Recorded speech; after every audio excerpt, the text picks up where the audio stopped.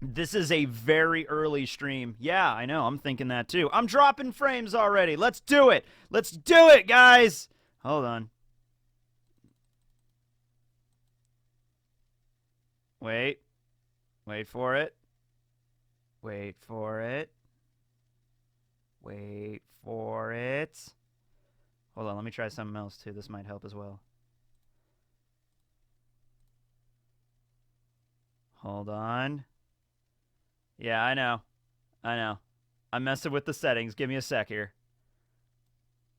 Okay. All right. Should be good now. All right. Anywho, what's going on, everybody? How's stuff happening? The stream is buffering a whole lot. Yeah, apparently I fixed it. I hope. I don't know. Let's see. Nora Schnee. Oh God, we're still dropping frames. Crap. It's early to deal with this crap. All right. How do you look so young? I'm a vampire. I was born on October 16th, 1821. Yeah, that's my dark secret. There you go. I'm a vampire. It turns out, though, vampires aren't like, you know, a lot like how fiction depicts us. Vampires, in fact, we don't drink blood. We also don't get killed by holy water or sunlight. Yeah, we're actually exactly like humans in every single way, save for the fact that we just live forever. That's the only difference. Everything else is the same, you know? I always remember, like, because there's so many different kinds of vampire fiction out there. Every time I read one, the rules always shift just a little bit to make the book or the show or the movie make sense. Right? So, like, in some versions of that's what makes vampire lore so interesting. It's because there's all these different versions of it. So, like, in some variations, if a vampire walks out in the sun, they, like, fucking explode. Like, they just blow up, like, right away, right? And but I'm watching. I finished watching Buffy the Vampire Slayer a couple months ago, and they sort of do that, but it's like, a vampire can be like out in the sun for like a little while. They don't explode. They just kind of steam a little bit. They should be okay, you know, like as long as it's like not a long time. And then there's other variations that are just like, I always love reading the versions that are like, you know, oh, I'm a vampire. It's like, oh, does that mean holy water will kill you? And be like, you know, it's like, quit being so like stereotypical. Vampires don't get killed by holy water. And then with Stephanie Meyer, they just glitter in the sunlight, you know? So it's like there's so many different versions. I love it. Like Morbius. I haven't seen Morbius. I haven't seen that. I hear it's not great, but I don't think I'm going to see it. I'm not really super familiar with that character. But yeah. Let's see here. Xavier Cavazos. Are you looking forward to seeing Momo adult form now that he exerted all of his energy and will revert back to human form? Yeah, I mean, like, that's just one of those things that's like we haven't seen, so it'd be cool to see that, yeah. Twilight, are you a Bounce? Yeah, Bounce were basically Bleach vampires. Ah, damn it, we're still lagging. This sucks. Hold on. I'm trying to think what could be causing this problem. Thinking. I'm thinking some more. I don't know. Huh.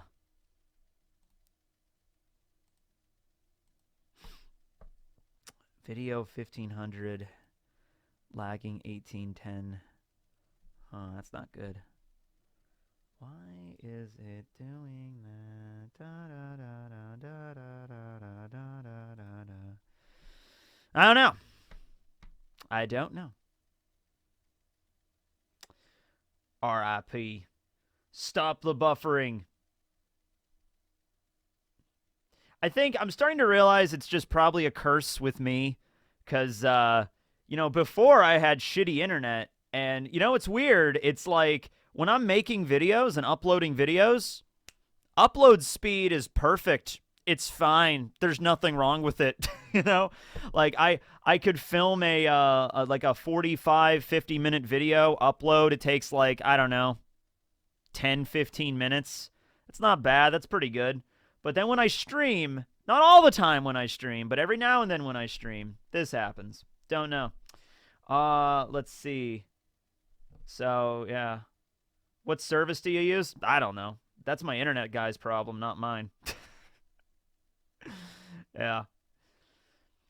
What are my top 3 favorite pastries? Danishes are definitely up there. I love Danishes. There was a while there when I discovered Danishes when I was like, I think I was like in middle school. I was at a gas station and they had Danishes and I bought a Danish and I was just like, oh my God, this is incredible. And I was into Danishes for a long time there. Then there are cinnamon rolls. Cinnamon rolls are really solid. There are shitty cinnamon rolls and there are good cinnamon rolls and there's like middle of the road cinnamon rolls, but like, man, cinnamon rolls, when they're made well, they're pretty damn good. And then there's also, I'll say croissants, because a croissant, I usually have a croissant for breakfast. In fact, I just had one before my morning walk a little while ago. So croissants are really good. Yeah, so croissants, danishes, and cinnamon rolls. Let's go with that. I mean, there's a lot of other pastries I enjoy, but if you put any one of those in front of me, I will eat it. That's very delicious. Have you played Elden Ring? I've played, okay, I'm going to time out official Vari because you've asked that bound question like 30 times now. So timeout time. But no, have I played Elden Ring? Yeah, I played like an hour, maybe 2 hours of it. And then I kind of went away from it. So hopefully I'll get back to that at some point. A croissant with coffee is so good. You know what's weird? I don't drink coffee in the morning. I drink coffee now. I never used to because I never knew how to make it not taste like shit. But now I did. I figured out like, oh, wait a second. Now I know how to make coffee. But I don't drink it in the morning. I drink it like in the mid-afternoon when I start feeling like a little bit of a lull. Or I'll actually drink it in the evening, which is sort of antithetical to going to bed. But I don't think I've drank. No, wait. The other day I worked at the election center, and I brought coffee there in the morning, and I drank some of it there. And yeah, but other than that, I don't usually drink coffee in the morning. How are you doing? I'm doing all right if this buffering wouldn't be buffering. But hey, what are you going to do? What's my favorite type of water bottle? I mean, Deer Park is good. It's plastic. I bought a Yeti the other day. So now I own a Yeti because all my friends have a Yeti, the little tumbler things. And I'm just like, okay. I guess I don't really need one. But like the other day I was in a sporting goods store and I saw a whole like shelf of them. And I'm like, all right, I guess I'll get a Yeti. What color is your Yeti? Mine is dark blue. Buffering the Vampire Slayer. That's a good one. Yeah, let's get back to vampires. Okay, so... I remember there was a book I read when I was a freshman in high school that was called Vampire High, and it was about vampires going to high school. This was a very popular thing in the late 90s, early 2000s. It didn't start with Twilight, So I remember a little bit about the book. It was this kid that starts high school in this new town, and of course, like, half of the town are vampires and half of the town are normal humans.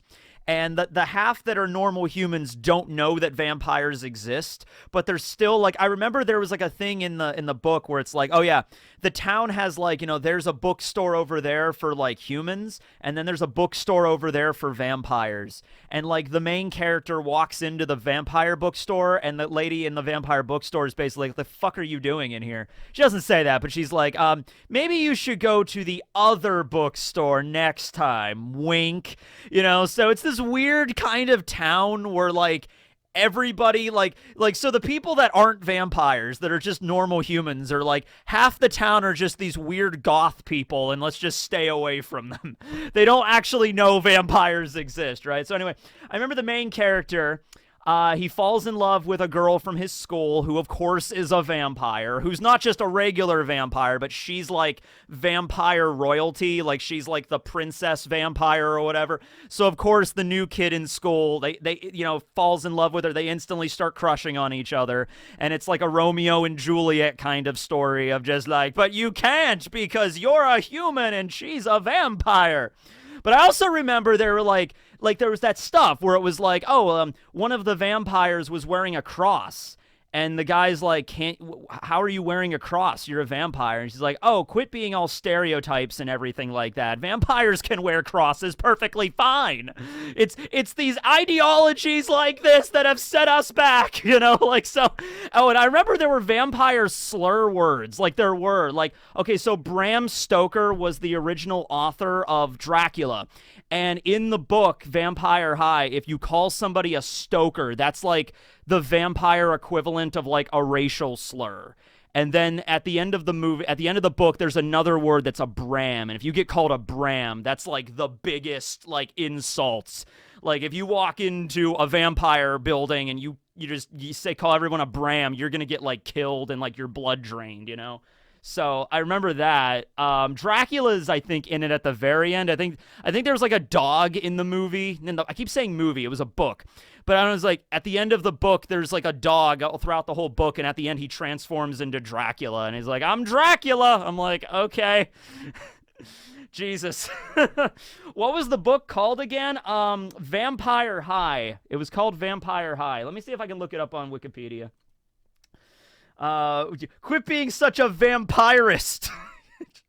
Yeah, but I remember that. Oh, but they could still not, like, they had to take sponge baths. I remember that. It's like, it's sort of like devil fruit powers, where it's like you can't submerge in water, so it's like they have to take sponge baths or take a shower or something, right? They can't be submerged in a bath because because when you actually think about it, if you look at all the different lore of vampires would actually be not scary at all. If there was a genuine vampire that embodied every little weakness that vampires have had throughout fiction, you could kill a vampire so easily, right? You could just like shine a UV light on a vampire and it would explode, throw them out in sunlight, splash some water on them, running water, they can't pass running water. What else? Like, I think the hawthorn tree, like manages to let them go away. Silver. I know silver's for werewolves, but silver's like this pure metal, and I think that a lot of times will damage any sort of like, supernatural being or something. Yeah. So, yeah. Let me try to look it up. By the way, this will be up on, what's it called? My vlog channel. Yeah, this will be up on the vlog channel after this, so don't worry if it's lagging a lot. Don't worry about it. It'll be up later. Vampire High is a Canadian TV series that originally aired from 2001 to 2002. No, that's not that. That's not the book. Hold on. I will find this book. What was this? The Vampire Diaries, Vampire High, Buffy the Vampire Slayer, Vampire Academy. Oh, oh shit. My God, we are lagging. Dude, why? I'll lower the bitrate again, but I don't know anything else to do here. Jeez. Why do you do this, stream? God, I have a good internet connection. You gotta believe me. You gotta trust me, ladies and gentlemen. I have a good... Let me do a speed test here. Let's do a speed test. Because, okay, I have 470 megabits download speed, so that's good. So, there's either a problem with YouTube or... Okay, my upload speed is down. But it should still be good enough to stream without lagging like a... Damn. Alright. I don't know. I'll look into it. This is what happens when you talk about the vampires, Tekking. This is what happens when you use the vampire. You use a stoker. That's not good. Alright, what was I saying? Oh yeah, this book, yeah. Hold on. But yeah, vampires would be so easy to kill in real life. I guess not, because I guess they could still, like, move fast. I don't know. I feel like if you just had, like, you're surrounded by crosses and garlic, and you had, like, a super soaker filled with, holy water, I think you'd be good. Yeah. Techno vamps will attack. You also use Bram, yeah.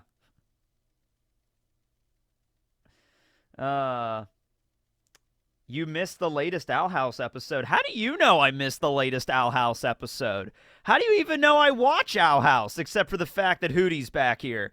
I will have you know I watched the last Owl House episode, sir or madam. or if you don't identify as either one, I will say that I have seen the last episode.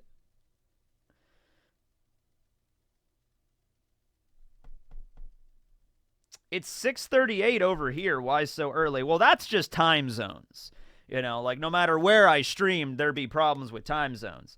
Thank you for being you. Moreover, do you intend to play Pokemon Scarlet or Violet on stream? I have bad luck when it comes to playing Pokemon games. I still have my Switch down here, but I haven't played Pokemon Pearl in like 4 months. I think Christmas was, maybe not Christmas. I think it was like January was the last time I played it. I am not a gamer. I'm not a YouTube gamer because here's what I do. I game when I want to decompress and I want to relax. And gaming while doing YouTube is like, you know, there's a different flow to it. You know what I mean? Like you got to be interactive. You got to be like talking and like commentating and stuff. I guess you don't have to, but it greatly, you know, enhances the experience. And also I have to like come down here and have to set everything up and get the microphone and the camera. It would be easier just for me to like, you know, be upstairs and turn on my PlayStation 4 and just play whatever. So I'm not really a huge, this is why I don't game very often. What was I doing? Something. That book, damn it. Okay, Vampire High. All right, it was a book, trust me. Vampire High. I remember what the cover looked like. Images. There it is. I found it. There it is. This is it right here. Okay. Yeah, this is the book right here. Vampire High by Douglas Reese. Reese? I don't know. That's the book. So, as you can see, vampires all have, the shades on. So basically vampires are like all dressed from the Matrix, which I guess makes sense. When did this book come out? This book came out in 2005? Seriously? Oh, I thought it was older than that. Yeah, I mean, that makes sense. I mean, I would have read it in 2007. Yeah, I would have read it in 2007 when I started high school. So I guess that makes sense. But yeah, I thought it was older than that. Kind of looks like a mid-2000s cartoon. Well, we all live in a vampire high, going to school in the moonlight, having a blood smoothie. We go to gym class and they fly around, and then we all sing about... I was trying to do something kind of like remember the cartoon 16? You know, because I'm 16, you know, like, remember that show? It was a Canadian show, very mid-2000s. And that show, by the way, that show lied to me, okay? Because I watched that show when I was, like, in middle school, right? And so I thought, like, this is what high school's going to be, you know? When we get to high school, we're all gonna, like, hang out at the mall. Which doesn't even make any sense because the mall, like from my high school, the mall was like 30 minutes away. And even at that point, it was like a dying mall. Like it's really dead now. Like it's somehow still open, but like it's really depressing to walk around in there. Anyway, but yeah, 16. That was a good like cartoon, and it was about these like kids that all hung out at the mall, and they all had jobs at the mall, and they seemed to like live at the mall, and they had like old flip phones from like the early 2000s, and it's just they all hung out there, and I'm like, oh, that's what's gonna happen, man. We're gonna go to school, get out of school at like 3 o'clock, and then we're just gonna hang out at the mall until 9 o'clock when it closes, and then that's the next day. Like, yeah, that's how that's gonna go. Is Mihawk a vampire? Yeah, he is. He pretty much is, yeah. Hold on, let me play that let me play the theme song to 16. Here it is, yeah. Hold on. Okay, the way that this works, I think I'm going to just mute my mic and then just play it through the... Yeah, we'll just do that.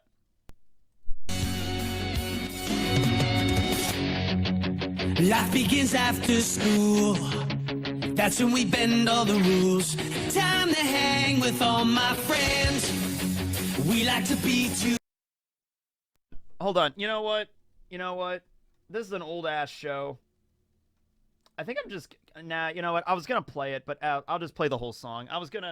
Hold on. I was gonna add the visuals, but screw it. I'll just play the song. Together in a place where we belong. I'm 16, starting to find my way. Got a new job, gonna start at the mall today. Thank God I'm on my own for the first time. I'm 16, life is sweet when you're growing up so fast. You gotta make the good times last. Now that right there, that was a cartoon. Yeah, we could all hang out and like ride skateboards around the mall, and we all have jobs at the mall. Yeah. I never had a job at the mall, but Casey had a job at the mall. She worked at what did she Bed Bath and no, not a Bed Bath and Beyond. Bath and Body Works or whatever. She worked at a Bath and Body Works and she hated it. So yeah. Hey Tekking, have a nice day. Well, thank you. Yes. I'm glad it's still on the air if it's still airing. That's fun. Yeah. What is your opinion on the One Piece dub Believe's second intro? Because I love it. I love that song. That song is fucking amazing. That was back when they actually did English versions of... So when Funimation acquired One Piece, the first 4 openings, I think, from We Are to Bon Voyage, I think they did an English cover of the song. And then from the 5th one on, they just had the Japanese version play. I think it was the 4th. I think Bon Voyage was the last. But the second version, Believe, the second opening, that was really good. That was a really solid one. They did the outros too. And that's something you got to think of. One Piece does not actually have ending themes anymore. It doesn't have ending credits, because they wanted to fit as much anime in as possible, which sometimes you think that actually the ending theme would actually work, because sometimes they have to extend the episode to the point where they have to add a lot of filler. So you could just add, instead of 2 minutes of filler, why don't we just have a 2-minute ending theme? You know, that would probably fit better. That's how most anime do it. But One Piece doesn't have ending themes, if you noticed. It's the end of the episode, boom, to be continued, and then it's just dun dun dun dun dun do do do do do do do do do do do. You know, that's the end. The next theme, you know, for the the preview for the next episode, and then that's it. Yeah, the ending themes ended during Eni's Lobby. That was the last ending theme they had. Yeah. Are you reading Mistborn? Yeah, I'm reading Mistborn. I just finished the first book. I just started on the Well of Ascension. I want to interview Captain Tekking101 for content. He's my favorite One Piece analysis, and I'd like for more people to see how awesome of a dude they are. How should I ask him? Email me at tekking101@gmail.com, and then we could maybe work something out with an interview. Because, yeah, I've done those before. I'm doing Super Chat wrong. No, you're doing Super Chat? All right. I mean, you're Super Chatting. You're doing it. Ending themes not viable after credit scene got cut. Okay. It died along with the Going Merry. The Going Merry was the only thing holding the ending credits together. Yeah. Yeah, I love the first one, Memories. You know, as a kid, I never stopped searching for a great treasure. I can't do it very well, but I watch, I have a, Dave Does Music, who I did that One Piece opening collaboration with last year. He did a cover of Memories, and it's way better than me because he actually has, like, musical talent where I do not. So go check out Dave Does Music on YouTube. Dave Does Music.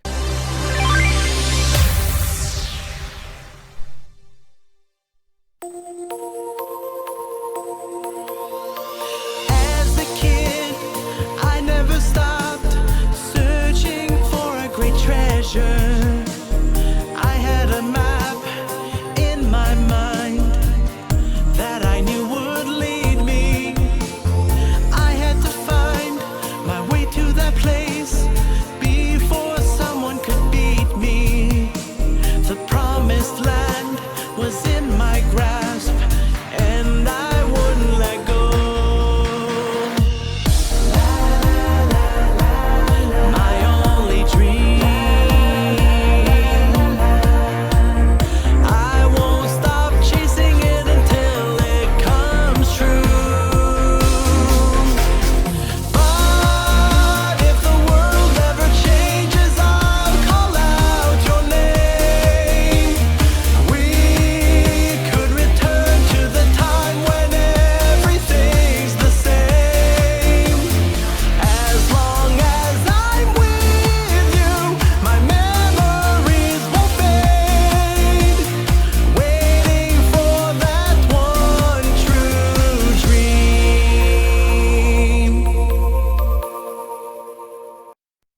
there we go. That's a really good intro. That is such a nostalgic song. I love that song. So once again, that is Dave Does Music on YouTube. Does not have as many subscribers as he should. You know, that cover even only has... How many does that one have? That cover of Memories only has 29,000 subscribers. That is not right. He should have more than that. So go give Dave a subscribe, because he deserves it, man. He does a lot of other really good stuff. He does a lot of music about, not just One Piece, it's mainly One Piece, but he did some Fairy Tale, does he do Dragon Ball? No, I'm thinking of somebody else. Oh, he did a History's Strongest Disciple Kenichi cover. That's cool. There's some Naruto covers. Oh, the Rainbow Road one is so good. He did the Rainbow Road cover from Super Mario, and or Rainbow Road. Like, look at this. This is awesome.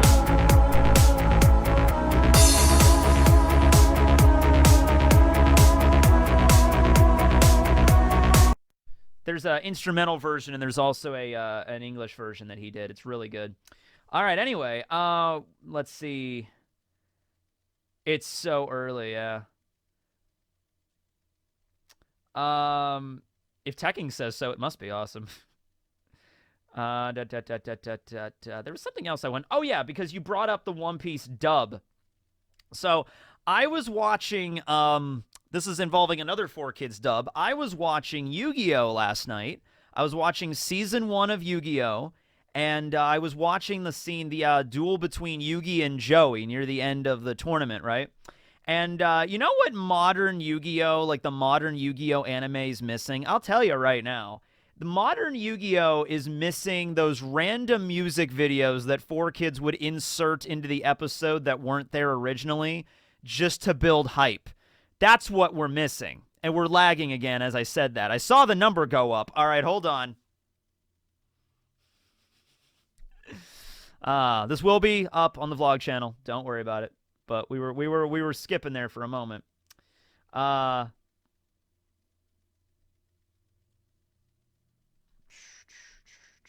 the new Owl House episode that just came out like just now. Oh shit. Well, don't spoil it because I want to see what happens. Yeah. But yeah, anyway, so 4Kids would do this. I don't think they did it past the first season. I don't think they did it in Battle City and beyond, but they would add these little like rock montages in the episodes. So they did one with when Yugi was dueling Panic, and they had that little music video of like, I'm not gonna panic, panic. And then they did that. And then when Yugi and Joey were right about to duel, they had this montage of them, like, and all the stuff they've been through together. And then there was this song that was playing that was actually a bit of a banger. Like, it's actually really good. And it's very mid-2000s, or I guess early 2000s in Yu-Gi-Oh's case. But let me play that for you. It was even on the CD. It was on Music to Duel By. By the way, who had that CD? Raise your hands if you bought Music to Duel By. I think actually that was the first CD I've ever bought in my entire life, because I never really cared about music when I was a kid. Like, I was never, like, really into any bands or anything like that, and I think the first time I ever wanted to buy a CD was when the Yu-Gi-Oh! Soundtrack came out on CD. It came out on Music to Duel By. Are you excited for the upcoming One Piece TCG? Yes, I am. I want to do a video about it, yeah. I did. Not me. Nope. Well, then get out! You didn't have you didn't have Yu-Gi-Oh! Music to Duel By? Get out of here! Oh, and there was also the song that was in the movie. It was in Pyramid of Light. That was like Kaiba's theme. That was a really good song. Kaiba's mutant was like, because you're not me. That was a really good one, too.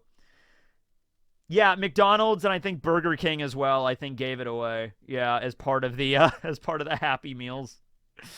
Oh my god, man. Oh, you know what I've discovered? Okay, let me play this song, and then I want to talk about something I was thinking of last night that really speaks about our current culture. Okay, here we go. Here's the song. This is No Matter What.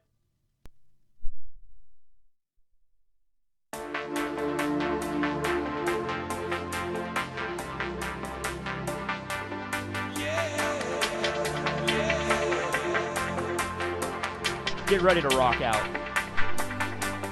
How to come to this after all we've been through? Two of a pair, now on opposite sides. From the very start, with honor we've doomed. Watched each other's back and we battled with pride. We are closer than brothers. Now we have to fight each other. And we trust our fate to the heart of the cards. No matter what, let the game begin. No matter what, we'll be the best man win. No matter what, we're in this together. No matter what, we'll be friends forever. No matter what.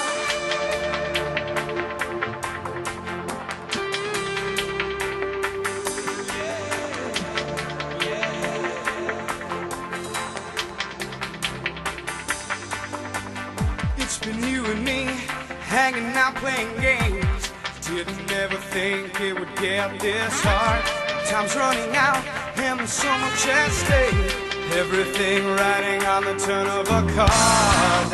We'll show what we're made of as we fight for the ones we love.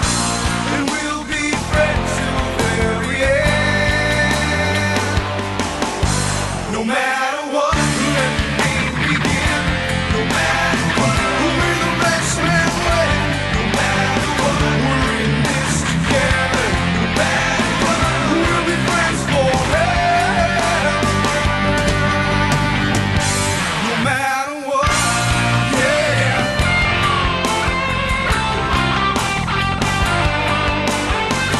Fucking guitar solo, man. Because that's what Yu-Gi-Oh needs. Fucking tasty guitar solo. I don't wanna give up, but I will never give in. Don't wanna do it with my very best friend. I could throw the whole match, let him win every play.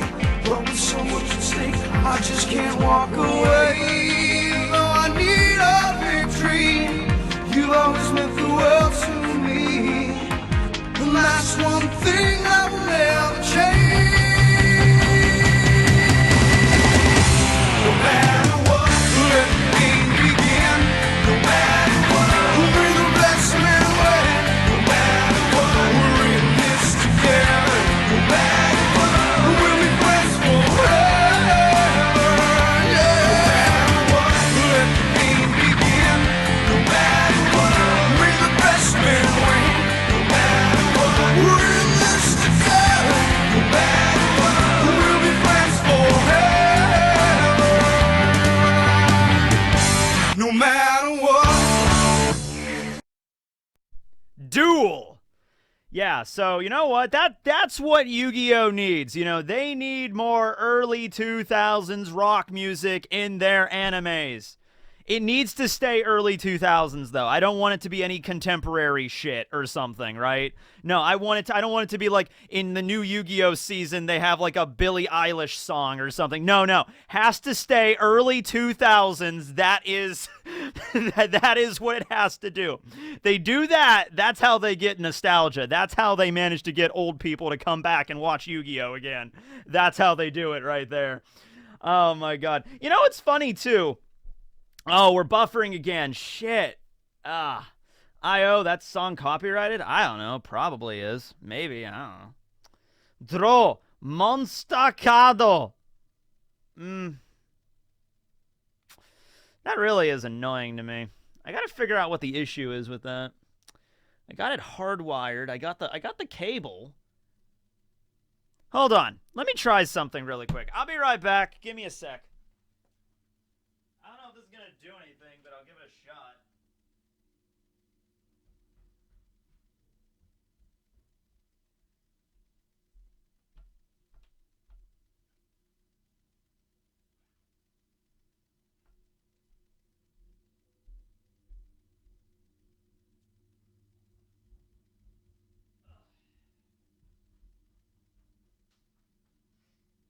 No, that didn't do anything. All right, we're back. Restart your PC. Yeah, it's not the computer. All right, what was I talking about? Something. Oh yeah. I also find it funny that like these like it's Saturday morning, right? And this is how I would have been spending my Saturday morning when I was like 10, like, you know, in front of the TV watching Yugi and Joey duel with the song playing. So it actually comes full circle, right? Yeah. Copyright saying he's too strong to be left unlagged. Yeah, I don't think the YouTube algorithm is gonna like, oh man, he's playing a song from 2001 on the Yu-Gi-Oh CD. We better copyright the shit out of that. Shut down the stream. No, but you know what I was thinking the other day? I was thinking about how like things are just so much less fun now, you know, and this has kind of become a meme. But go look at like a McDonald's from like the 90s versus what a McDonald's looks like now. You know, it's like they sucked all the fun out of it, right? Remember when I remember going into Walmart when I was a kid and everything was like brightly colored and they handed out those little smiley stickers. You know, they don't do that anymore. They don't hand out stickers at the door anymore. What else? Oh yeah, this is also relating to McDonald's, but I was thinking about this. So, McDonald's, right? I don't eat there very often anymore ever since I moved just because it's like out of the way. But I did eat there recently, and I got like a little barbecue sauce packet because I like to dip my fries in barbecue sauce because I like barbecue sauce. Whatever. Anyway, big deal. You want to fight about it? Anyway, I remember back when I was in college and I would eat at McDonald's quite often, and the little like sauce packets would have like little pictures on them. Like they had this like sweet chili, like this sweet and spicy like chili sauce that was so good, and they got rid of it. It was even better in my opinion than the Szechuan sauce. Remember the Szechuan sauce that the Rick and Morty fans went crazy over and like, you know, really embarrassed everybody for a while? But I like the sweet and chili sauce even better. And it had like a little packet with like a little picture of a chili on there, and it looked cool and whatever. And then they took away the pictures, and then they just had like a really like stylized font. So like for years it was like, you know, tangy barbecue, but it was written in like a word art kind of thing where it said like tangy barbecue on it. And I'm like, all right, they took off the picture, but at least it's still something of a design. Now I went there to get like, hey, can I have a barbecue sauce? And they gave it to me. And it's literally just a red packet that just says tangy barbecue in like boring, like, you know, Calibri font. There's no artwork. There's no picture. They don't give a shit. It's just tangy barbecue packet. Like, that's all it is. And I'm like, man, everything has to just drain the fun out of everything. Yeah, they don't give a shit anymore. It's just like, we don't need to be fun.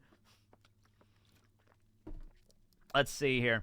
Haven't caught a live stream in a long time. I haven't streamed in a while. Keep up the great work. Also, congrats on beating Final Fantasy X. It was my first ones I beat, and my still my favorite. Oh, thank you. Yeah.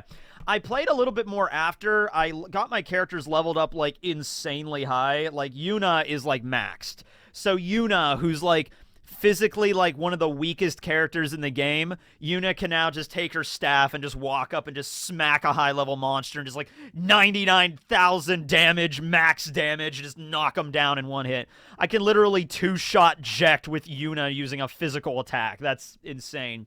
But, yeah, I kept going. I was gonna keep going until I reached Penance, which is, like, the final secret boss, but I just kind of stopped. I was just like, I'm doing all right. I took out the final Aeons, the dark Aeons, and I was like, all right, I'm good now. Do you ever plan to reopen the Sea Gym for Blake? I mean, we'll have to go, we'll have to talk to the crew about that. You should make a video about who would be the strongest swordsman if Odin was still alive. Ooh, yeah, I guess it might be Odin or Mihawk, I don't know. Odin versus Mihawk, that would have been a cool fight. I did the same thing with Yuna. Yeah, Yuna, because, oh wait, we're lagging again. Son of a... Hold on, let me try. Maybe if I stop and restart the stream. Fixed? I mean, I mean, Fixed is sort of a subjective term at this point. Quick question. I was wondering, do you play One Piece Bounty Rush? No, I don't. I didn't even know there was a game called One Piece Bounty Rush. Like, there's no way Odin is that strong. Ugh, clearly you don't know Kozuki Odin like I know Kozuki Odin.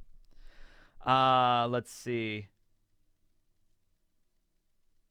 Let's look at some super chats up here. How do you think Rayleigh got his epithet, the Dark King? I think it's probably just it came from armament hockey. Like, he has just, like, the best armament hockey, like, ever. He's like the one person that, you know how everybody in this series, when they go full armament hockey, like they cover their whole body in armament, they instantly get one-shotted. Like it happened with Virgo, it happened with Pika. But I think if Rayleigh would do it, that's like an apocalypse waiting to happen right there, like a walking Ragnarok, essentially. But yeah, I think that's the reason he got the title. Yeah. Or he uses the toilet with the light off. So I have this other room that I'm kind of turning into a game room right now, and it has a bathroom in it, and I installed a smart bulb in the bathroom that can change colors. So the idea is when I have my friends over here and they're like, oh, can we use the bathroom? I'm like, sure, go ahead. And they go in the bathroom and I can change the color of the light bulb, or I can turn the light bulb off while they're in the bathroom. So we're in the bathroom and all of a sudden the light just goes out and then it turns red and then it goes flashing and just that'll be fun to play with. Yeah. Isn't armament invisible? There's different types. There's a vulcanization, the hardening. That one is the first entry level of armament. I think it needs to be explained a little bit better. Hopefully Oda will explain it more, maybe in an SBS or something after Wano's over. Remember Kakuzu's forearm tattoo? No, I don't, actually. I don't really remember that. He can block Kizaru. Yeah, oh yeah, that would be good, because he's like a dark hole. I get it. Son of a bitch! We're freaking dropping frames again. That's very frustrating. I don't know what to do. I have, I got the internet cable here, there's really nothing else that I'm doing right now that's drawing on the internet. I should have 60 upload space. I don't know the problem. I don't know. It's very annoying. It's very annoying. It follows me wherever I go. I'm not even using a high bandwidth right now.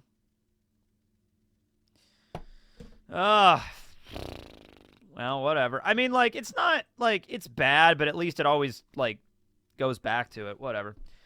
How long will the Bleach Hell arc be, and who will be in it? I have no idea. I don't even know when Kubo's going to continue it. I think he will, because it's a pretty obvious cliffhanger. I think Kubo's just going to follow, the approach of, whenever I feel like doing it, and whenever I can get it done, that'll be when it gets done. And you know what? If he wants to follow that approach, go for it. I'm fine with that. You can try changing the bitrate. I did 3 times already. If I lower it any more, then I'll be a single pixel on screen. Bitrate. What do you think? What if Eneru is one of the warlords? I don't know about warlords, but Oda mentioned that if he was a pirate on the Blue Sea, he could have a bounty as high as 500 million, which I guess is not... I mean, it's still kind of impressive right now, but it's less impressive than it used to be back in, before the time skip. Let's see. Burn the Witch is a cool sequel. Yeah, that'd be cool. What will your Escanor content be uploaded? I don't know. But I have the mustache. I have everything I need. I have the mustache. I have the axe. Yeah. Did you notice my fan mail birthday gift? Oh, yeah, I did, actually. Let's just show those now. Yeah, so Zim, who's the same dude that made the One Piece movie poster for One Piece D&D movie poster, also sent me some nice fan art, and it was fan art of me and Robin. So there we go. There we go. Isn't that nice? That's cute. Oh, Barry's there, too. You know what? Now that I'm actually looking at this piece of fan art, it kind of looks like Robin is slamming Barry on my head and, killing me in the process. Because Barry is a brick. I don't know if you guys knew that, but Barry is a brick, in fact. Robin, it just kind of looks like Robin is BAM! Just, smacking me in the head with Barry. Because, Barry is fucking... Yeah, he's heavy, dude. He's a brick. But yeah, thanks, Zim. Those were really nice. I like those. Yeah. Attempted murder is cute. Oh, killing you with cuteness. I've said this before, but I'm always worried that when I'm moving Barry around or using him in a video or whatever, I'm always worried that someday I'm going to drop him, he's going to hit my little toe or something and he's going to break it and I'm going to have to go to the hospital or something. He's going to fall on my foot and Like, you know, my could break my foot. Like, easily could break my foot. Like, I'll tell you something, okay? So, yeah, this was last year. I was still living at my mom's house. I was taking a shower, okay?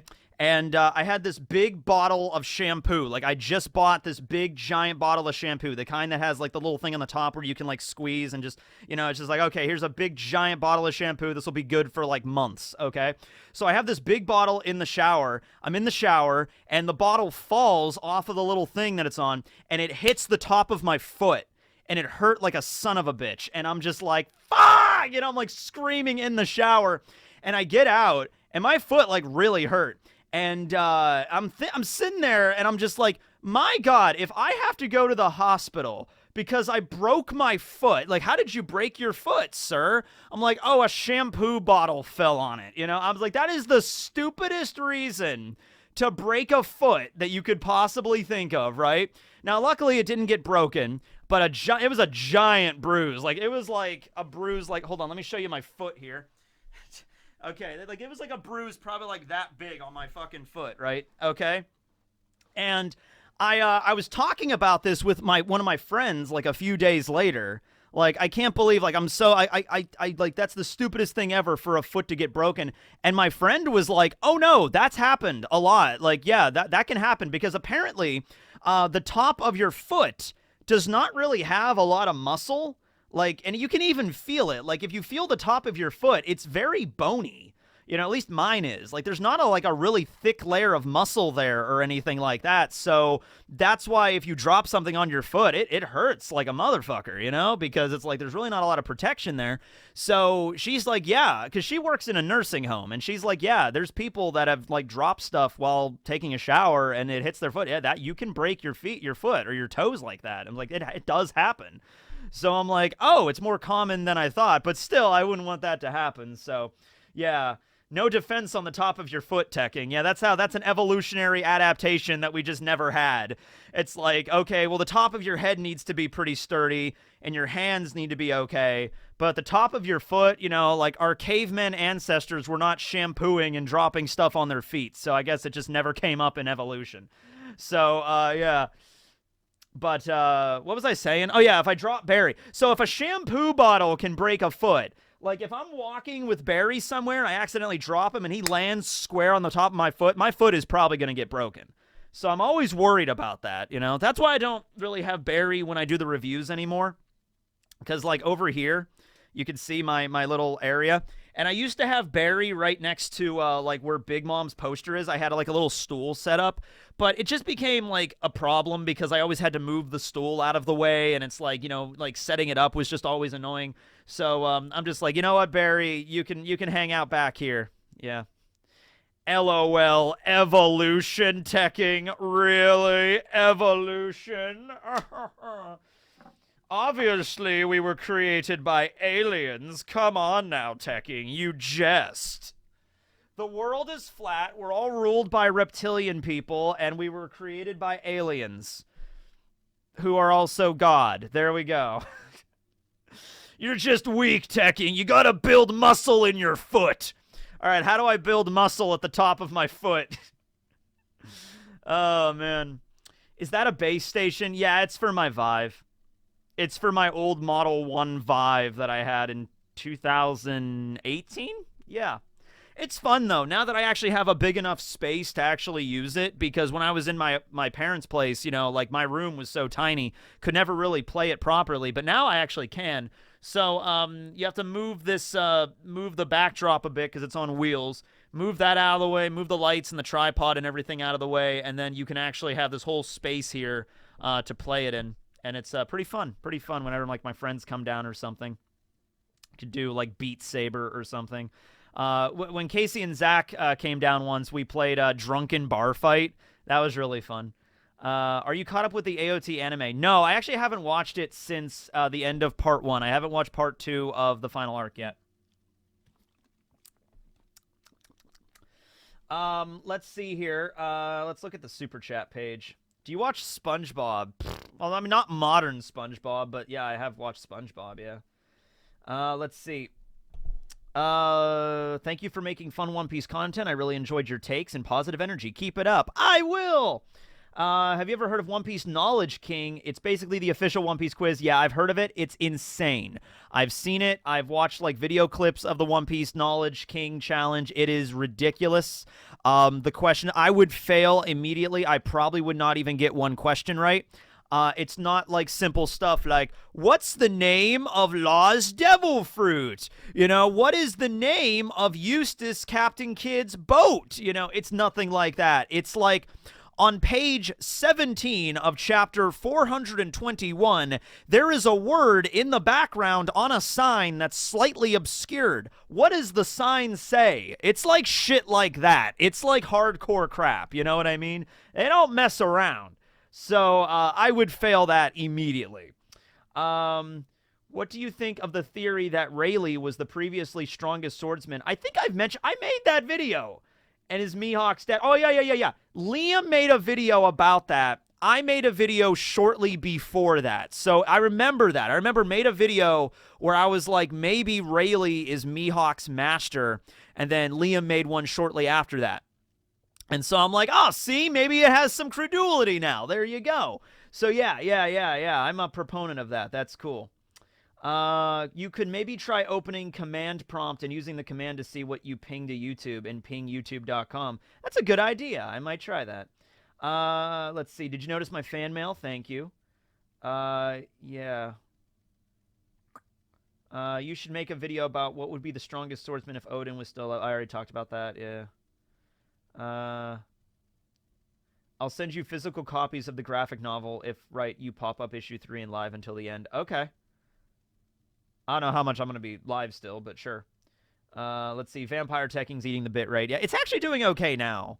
It might just be a thing like, you know, if it's doing crappy, just restart the stream, because it's actually been pretty consistent. Of course, now that I'm saying that, it's probably going to crash in 5, 4, 3, 2, 1.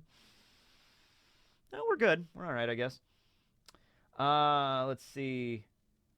Planning to do any Chainsaw Man videos when it starts airing? Yeah, I might throw out a Chainsaw Man video on the side channel. I might do something. I might dabble. Ever make a video on Z from the movie? Yeah, sure. I can make a video on him. He was pretty cool, yeah. Absolutely. Okay, there we go. Tekking, what are some of your favorite non-anime manga series? Non-anime. Okay. Well, if you're just talking about books, I've been getting really back into reading, which I'm glad because, like, I don't know what it was. It just, I guess that when I was living at my mom, there wasn't a lot of places to, like, read a book because, like, I had my bedroom, but my bedroom was so small, there was no chair or anything to sit down and read a book. And reading a book in your bed is like always awkward because I'm like laying down and then my arms get tired and then I try to lay on my stomach and try to read and then that doesn't work, you know? And we had a living room, but there was no lighting in there. My mom likes everything dark. It's weird. My mom likes, I'll get home from work or something and I'll just be like, Mom, why is it so fucking dark in this house? You know, it's just like all the lights are off. She's like, because the electric bill, we can't afford it. And I'm like, I paid the electric bill. It's fine, you know? And just like, yeah. But now that I don't live there anymore, I'll go down and like all the lights will be off and just be like, it's like, the electric bill. I'm like, you can leave a light on in the kitchen. It's fine. But anyway, it's all right. It's not going to skyrocket your electric bill. You'll be okay. Your mom is the Dark King. She is. My mom is just, she's somebody, and this is my grandmother, because my grandmother was like this. She really just, she always thinks she doesn't have, any money. She always thinks that she has, barely, 2 pennies to rub together. And that's always funny because, growing up, my mom always acted like we were, one step away from, going to, we were, one step away to being, homeless on the street. And that just wasn't the case. But she always kind of presented that as, the reality. So that's my mom, which I think is a lot of parents or whatever, you know. But, yeah, that's how she is. Anyway, so there wasn't really a lot of places to, read a book at my house. And now I have, a nice little setup in my living room. I have, a recliner that I could sit down. Because I've been reading a lot of books lately. I read a book on Mesoamerica this past month. Then I read a book on ancient China. Then I read this book on Artie Lang, who's a comedian, which my books, okay, this is going to be weird on how this is. Actually, you know what? You want me just to go grab the books I'm reading? I can do like a thing that Murphy does. Like, here are the books I've read this month. Okay, I could do that. Hold on, I'll be right back. Actually, I'll throw up the starting soon screen. Be right back. Hopefully this doesn't crash the stream.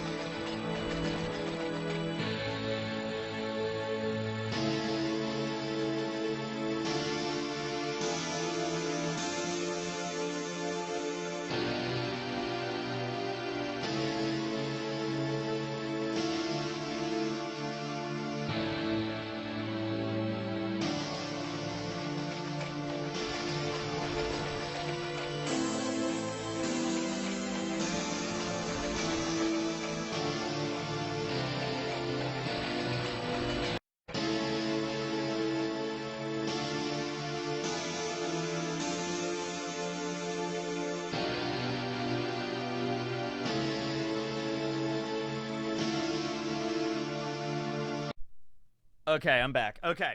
So, no, we're still good. See, now we're doing fine. So I don't know. I guess that is the problem. Just whenever I'm dropping frames, just restart the stream and just cross your fingers, I guess. Okay, so here are the books I've read the last month. The first one is a book on Mesoamerican culture, the Aztec, Inca, and Maya empires. It looks like a big book, but a lot of it is. I love to get books that are visual for like history, because it really helps you like really get involved with like what their culture was like and everything, and teaches you about like, okay, here's one of the cities, you know, how they built their structures. Here's a mummy. I think this is an Incan mummy. Yeah, a mummy from I can't pronounce a lot of these words, but it's a Nazca mummy. So the Nazca were a culture that lived down in South America. They were the ones that made the Nazca lines in Peru. And I think they were the culture before the Incas. So the Incas were at the very end. The Incas were the very last culture in South America before the Pizarro arrived. Francisco Pizarro arrived and then took them out. And then the Aztecs were the last culture in Mesoamerica when Hernan Cortez arrived, and then the disease started to spread and everything, and so that's how that went. But yeah, I think it was the Nazca, and then the Incas were like the next great empire after the Nazca. So yeah. Anyway, this is a good book. I like this one. Then we have a history book on China, because I'm on a kick where I'm trying to read all of the ancient cultures. So I read a book on ancient Egypt last year, which was the same kind of design as this.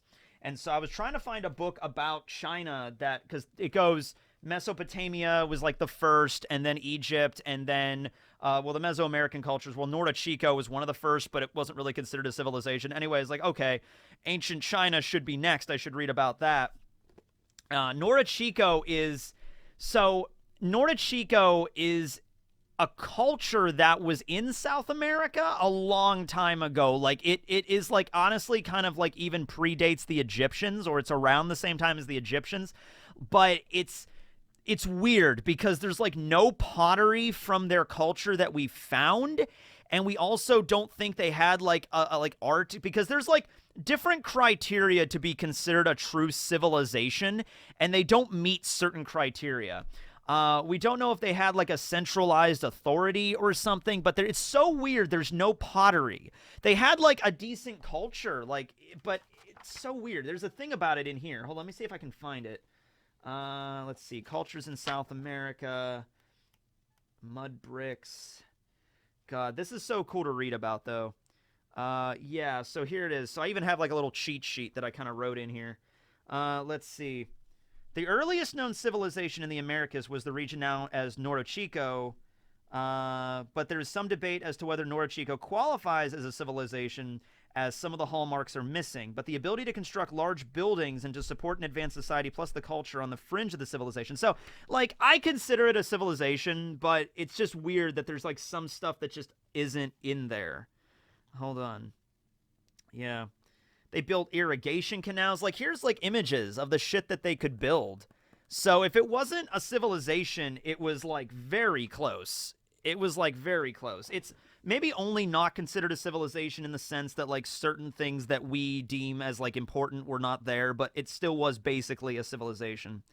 But where's the thing that, yeah. This is the Zhaojun civilization. There is no indication that Nordichico civilization was an empire or even a centralized state. It appears to have been a decentralized culture whose people shared a common practice and social values. So it might have just been a bunch of the indigenous peoples that just arrived together as sort of like a center to like socialize and like build stuff and like trade and stuff. It might have just been like a trading center or something, because there wasn't like ideas. I think another thing that like you are considered a civilization is art.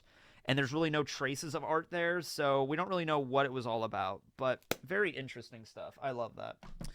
And they also didn't even have a lot of Mesoamerican cultures did not even really use iron, right? And it wasn't because they didn't know how or they couldn't. They could. It was just they had a different perspective on, hey, we've been making, weapons out of wood and bone and stone for literally tens of thousands of years at this point. Well, the indigenous peoples came across the Bering Land Bridge. I think that is debatable when that happens. I've read numbers that are as far back as like 30,000 to like 15,000 years, but I think around 15,000 years is like the general, accepted consensus. Oh, Daniel Green's in here. Can I bring you on a full-time reporter? $420 a day. $420 a day? Count me in. But you have to throw something else in there too, Daniel.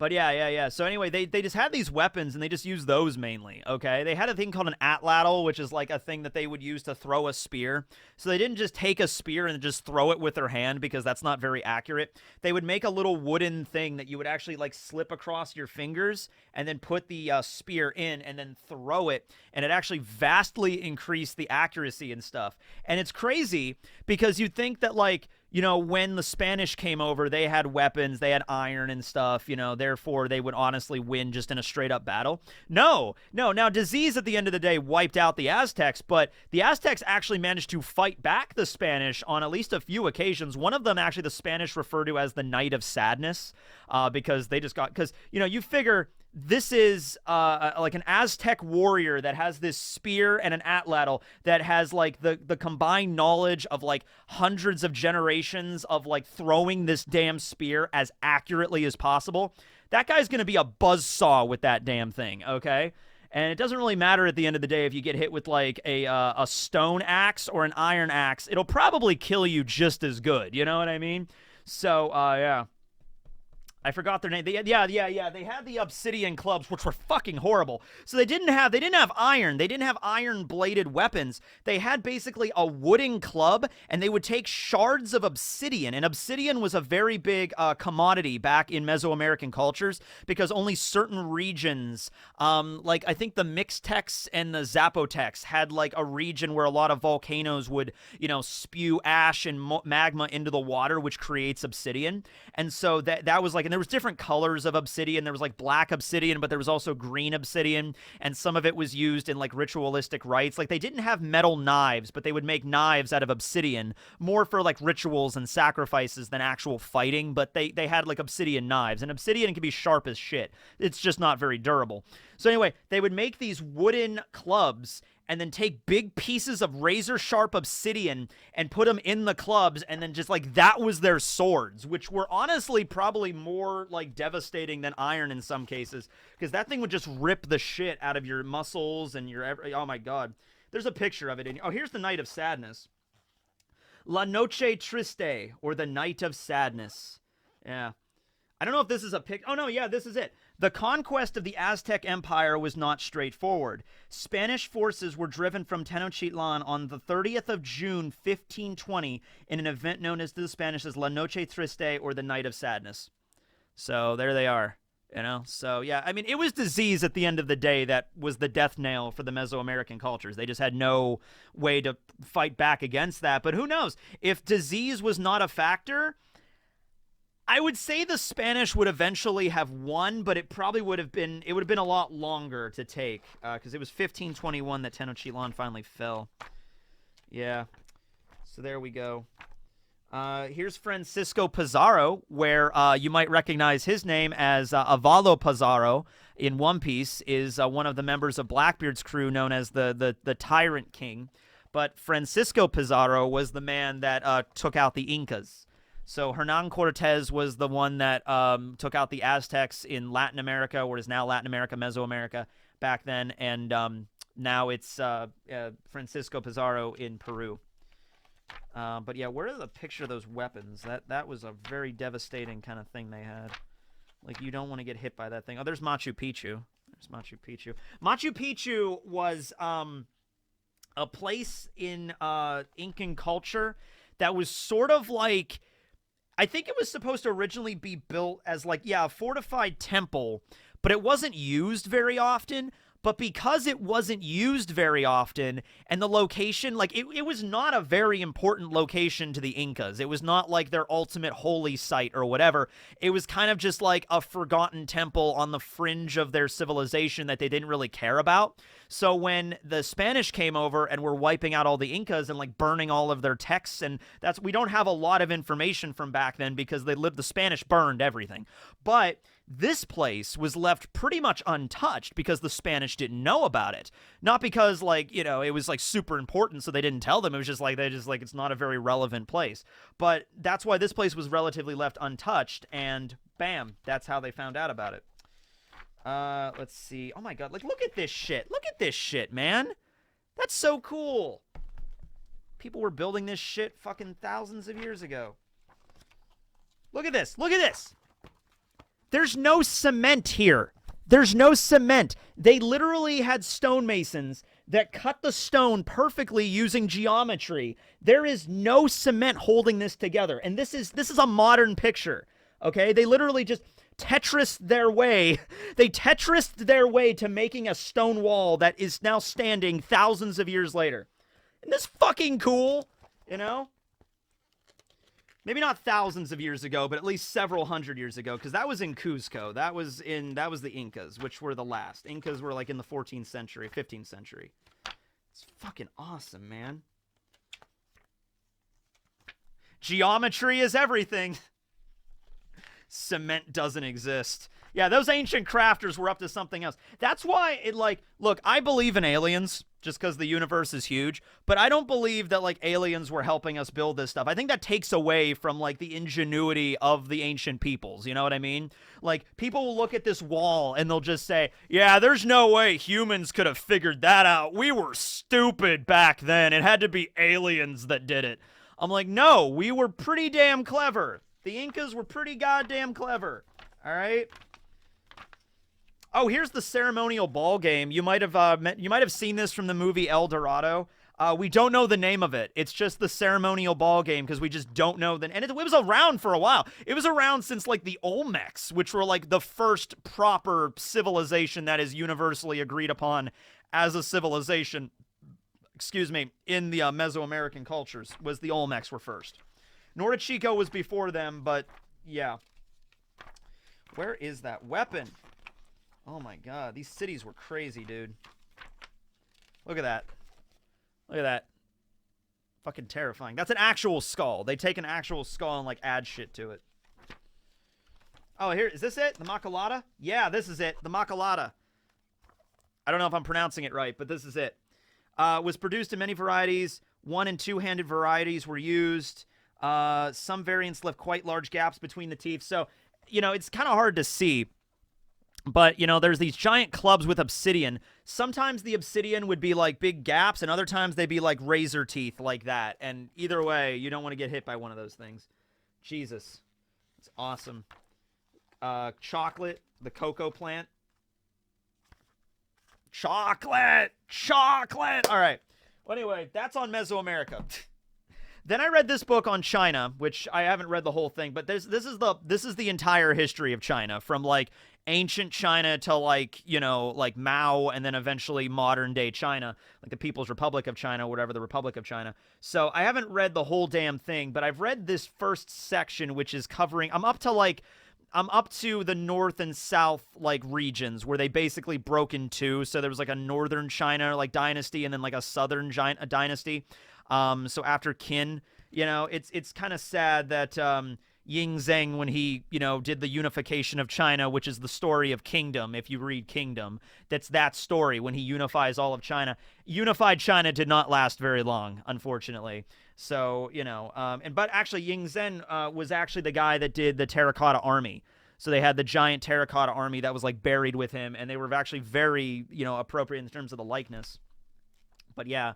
So this was a lot of ancient China, like the Jia dynasty, and then the Shang dynasty, and then the Zhao dynasty. The Zhao dynasty is when like Confucius showed up. Lao Ji! Where I have to yell every Chinese name I read now, because Wang Ji! There's Wang Ji in One Piece, and then there's Lao Ji, who was the founder of Taoism or Taoism. All right, so you gotta yell every Chinese name now because of that. But anyway, yeah, that's ancient China. Unity for a short while, for a little while there. Yeah. There's a funny story about they sent an assassin to kill Ying Zhen, and he fucked it up, and then they ended up basically chasing after each other in the throne room. Like, it was so funny. Like, he sends this assassin to go kill the united king of the first king of China, the first emperor of China properly, of a unified China. And I guess he messes it up, or he, like, drops his knife, or he's like, oh, shit. And then Ying Zhang, like, gets up, and he's just like, what? What are you doing? And there's like, it's like, get back here. I want to kill you. He's just like, they're, like, running around the fucking throne room. It's just like, I'm supposed to stab you with this poison dagger. Get back here. Yeah.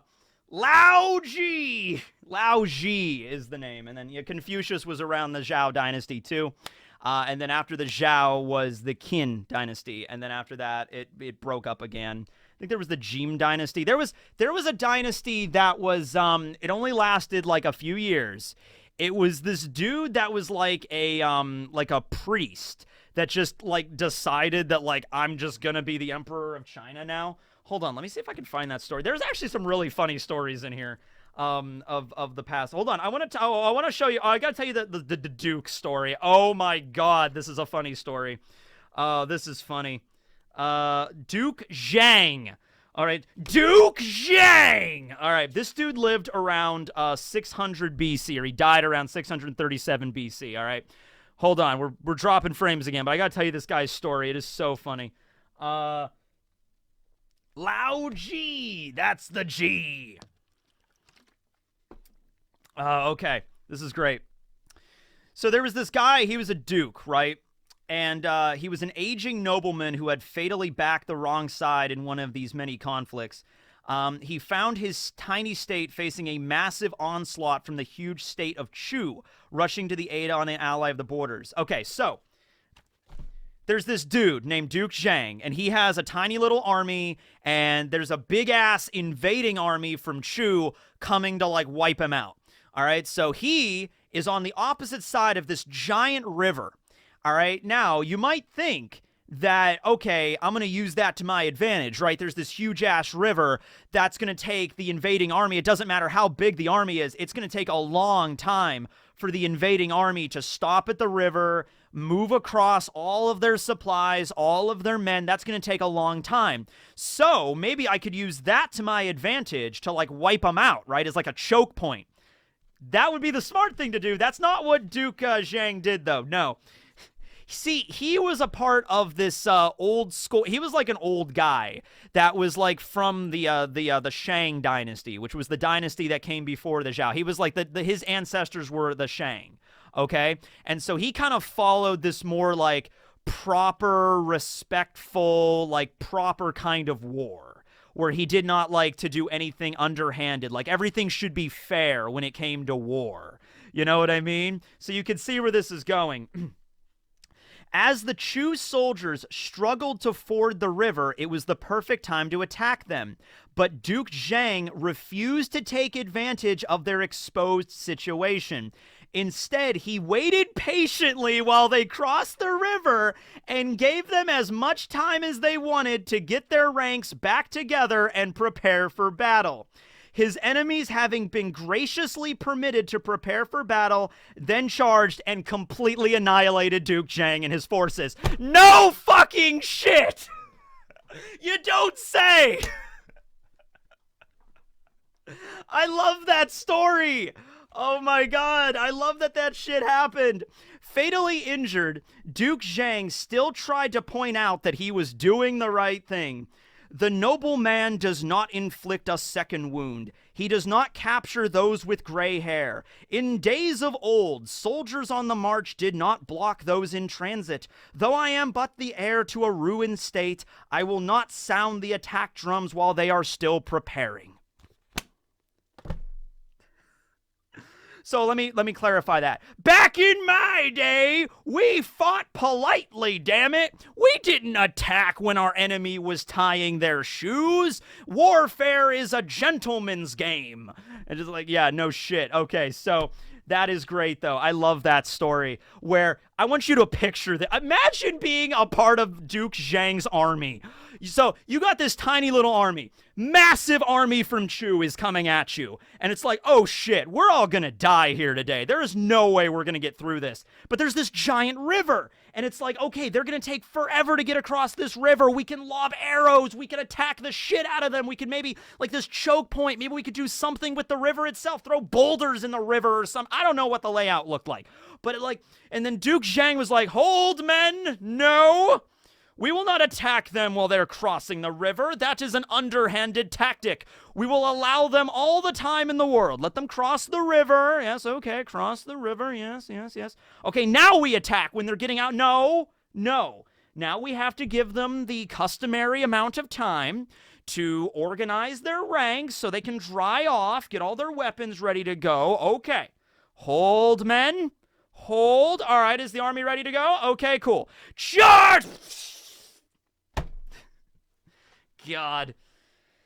But you know what? As much as I shit on him, you gotta be honest with you. I love Duke Zhang. Duke Zhang, I mean, hey, he stood by his principles, if nothing else.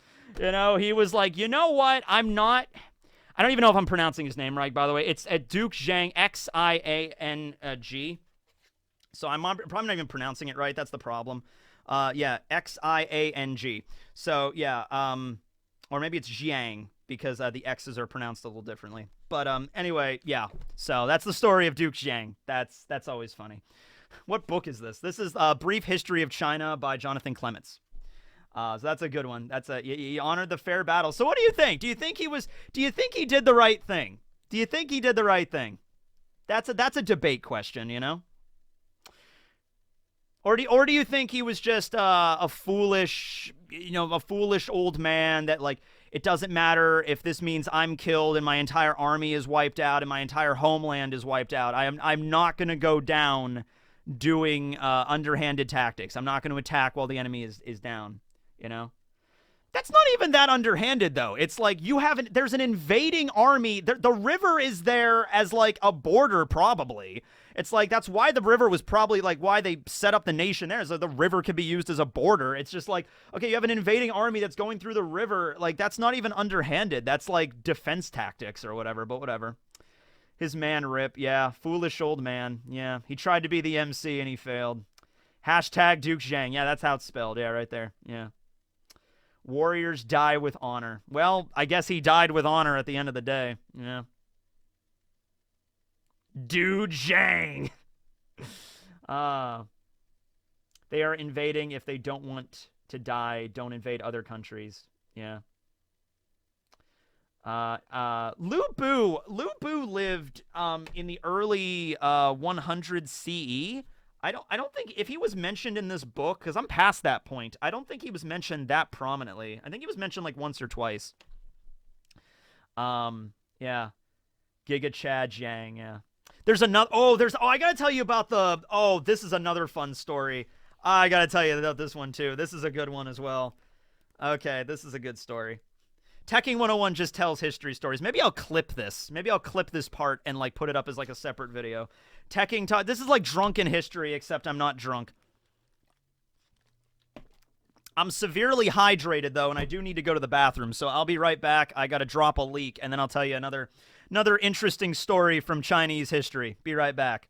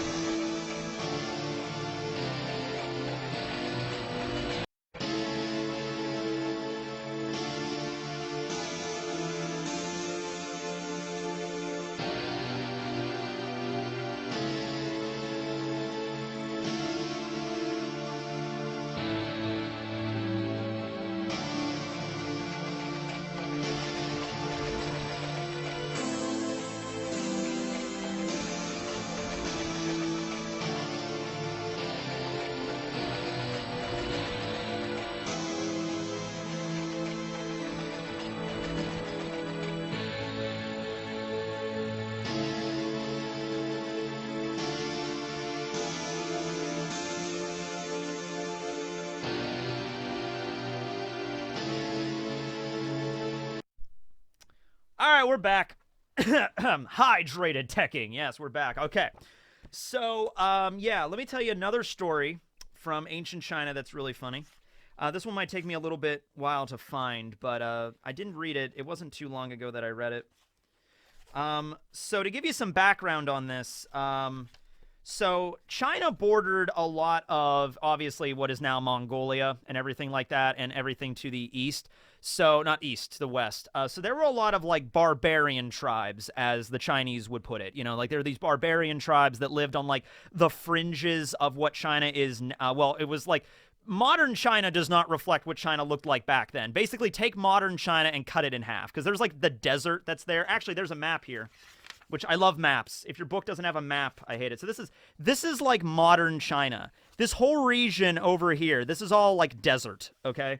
So, anyway, China, as you can see, most of it was over here, and then the Middle Kingdom, which is what it was referred to as, was kind of like right here. So, you know, but anyway, there were these barbarian tribes that were like on the fringes, and it was actually because of those tribes that actually led to the Silk Road.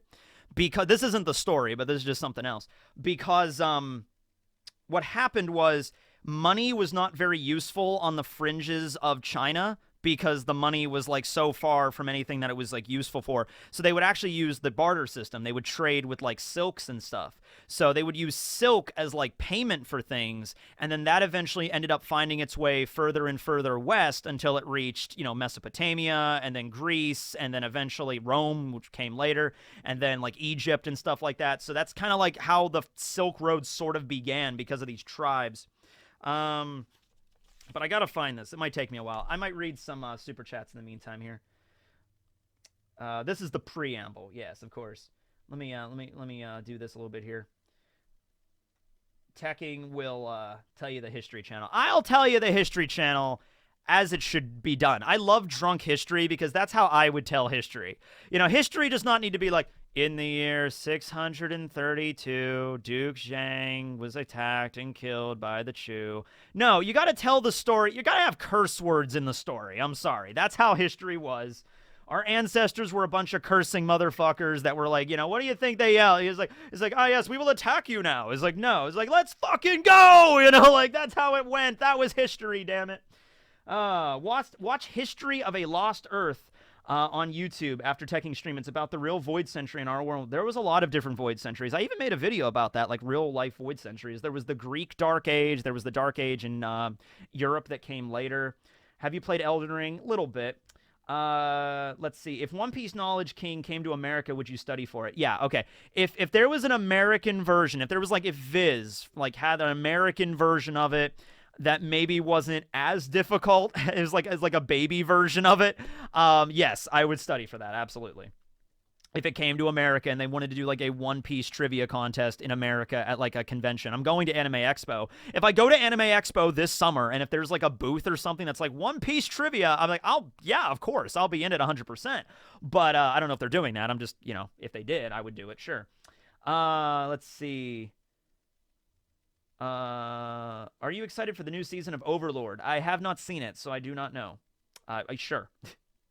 Do you think of episode 1017? I was going to do a video on 1017 this week, but it just got away from me because I was doing other stuff, and then I did the video yesterday on what'll happen next in chapter 1050.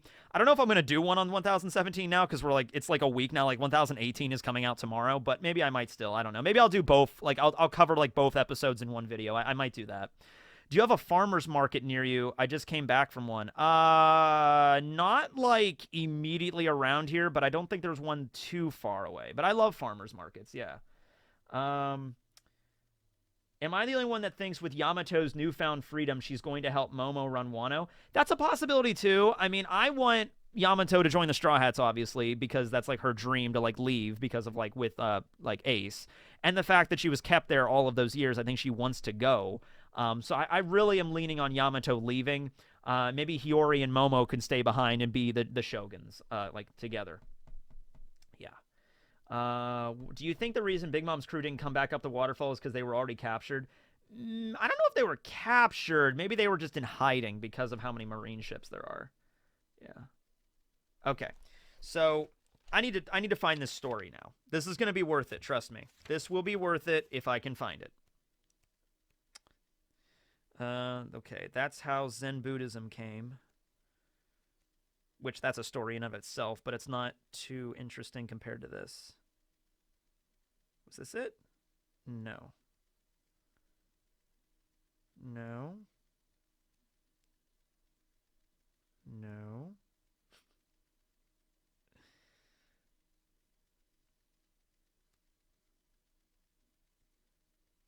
Let's see here. Your room looks so fire. I added a bookcase. See? That's new. Well, that used to be upstairs. That actually used to be upstairs in another room. But I decided to move it down here because I had some space there that I wasn't really using. And this is where I kept all my, I keep all my Shonen Jumps on there, like the actual magazines and some stuff on like Japanese history. And I feel like that would be more useful in the studio if I ever need to get something on like Japanese language or kanji or history or something. It's like right there. Like I have books on the samurai. I have books on the pirate lives. Yeah, I think that would it's just better suited to be down here, so I moved it. Oh, and on top of that is a globe that is the One Piece globe. Let's see. I will find this story. I could tell you, but it's I'm probably gonna mess it up.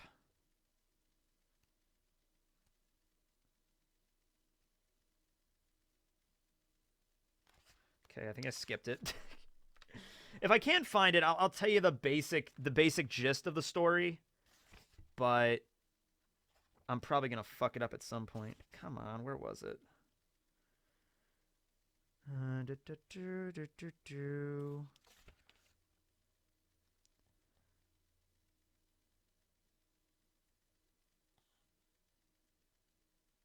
Hold on, that's part of it. Hold on. It's weird. It'll start the chapter with the story and then tell you history and then continue the story later. Yeah. Where's the One Piece Expo held? I don't know if One Piece has an expo, but Anime Expo is going to be in LA on July 4th weekend. I actually got my pass for it the other day. It's actually upstairs in my desk, but I have the pass for Anime Expo. I'm going. It's going to be fun. It's coming up soon. I need to make videos in preparation. I'm going to be gone for 2 fucking weeks. I need to make stuff. I mean, I'll be able to make stuff on the road because we're going to LA, then we're going to San Diego, then we're going to Yosemite, then we're going to San Francisco. I'm going all over California, my uncle and me. So we'll have opportunities. I'll have chances to film new content and stuff, but I would like to have some stuff in the tank before I go. Yeah.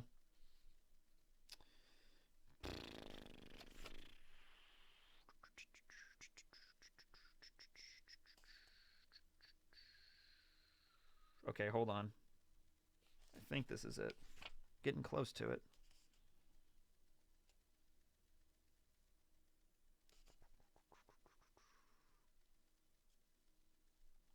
No, that's not it.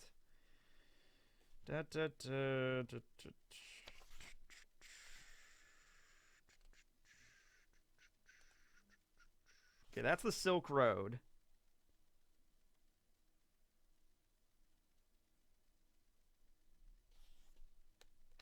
This will be worth it, trust me.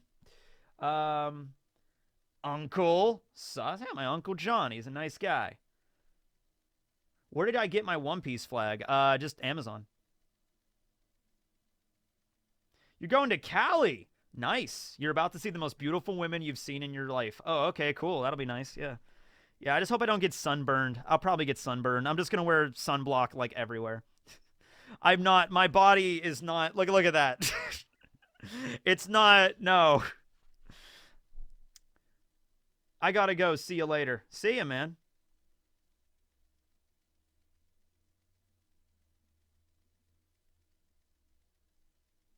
Okay. I think this is it. Okay. Wait, just let me make sure this is it before I start reading it.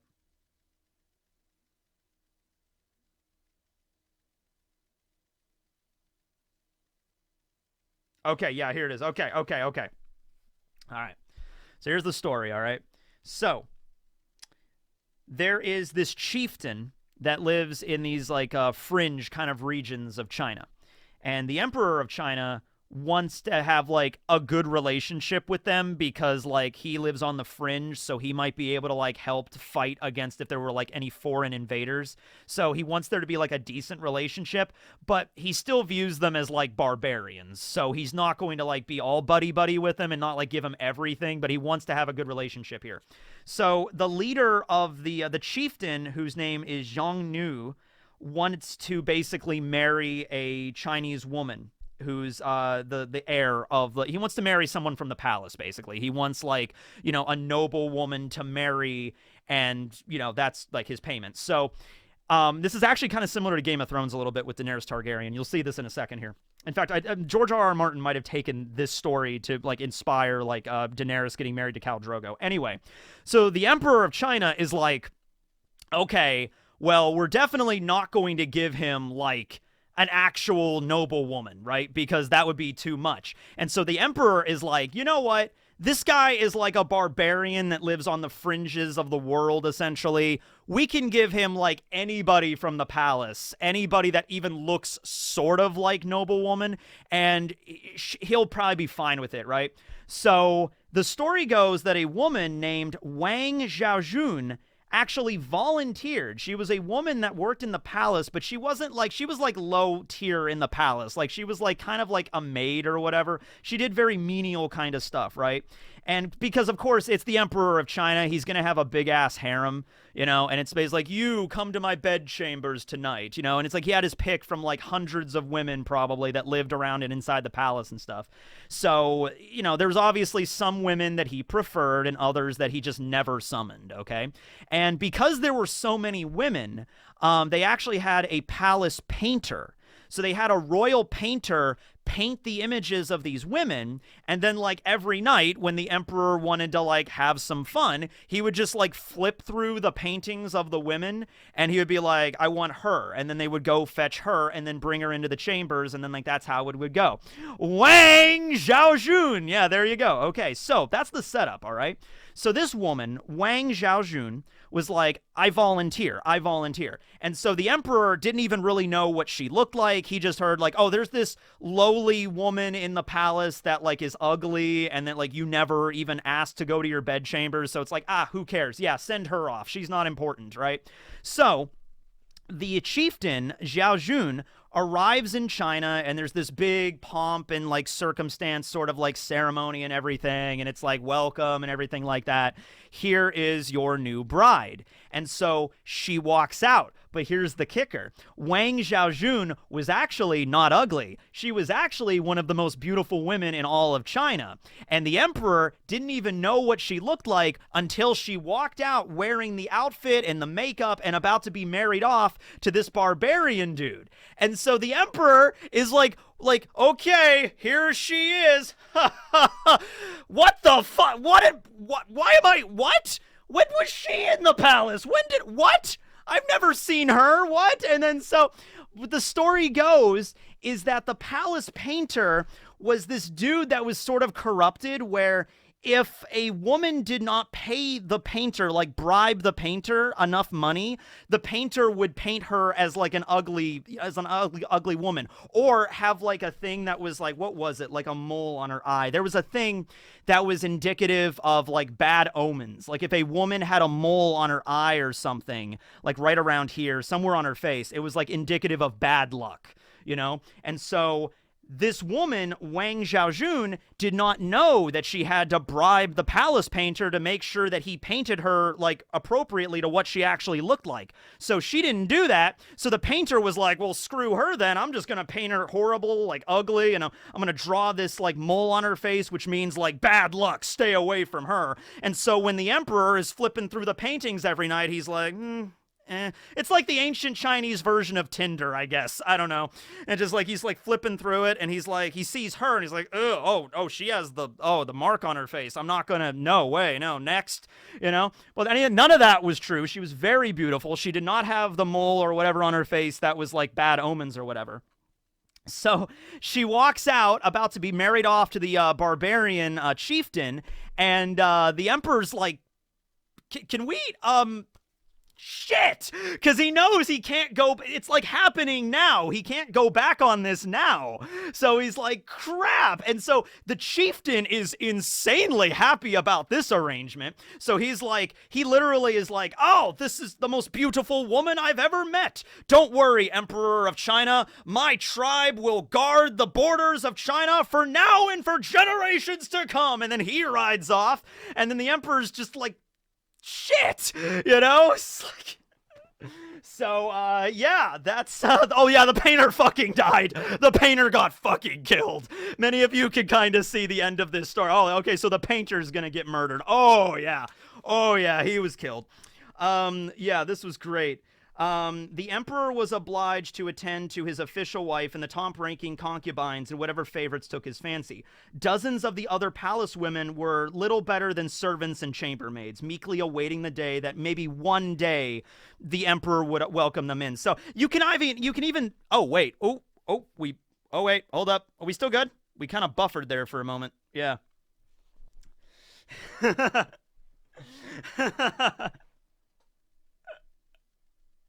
Hold on. We're back. I don't know what happened there. Hold on. We'll see. We're back. We're good. We're back. Okay. All right.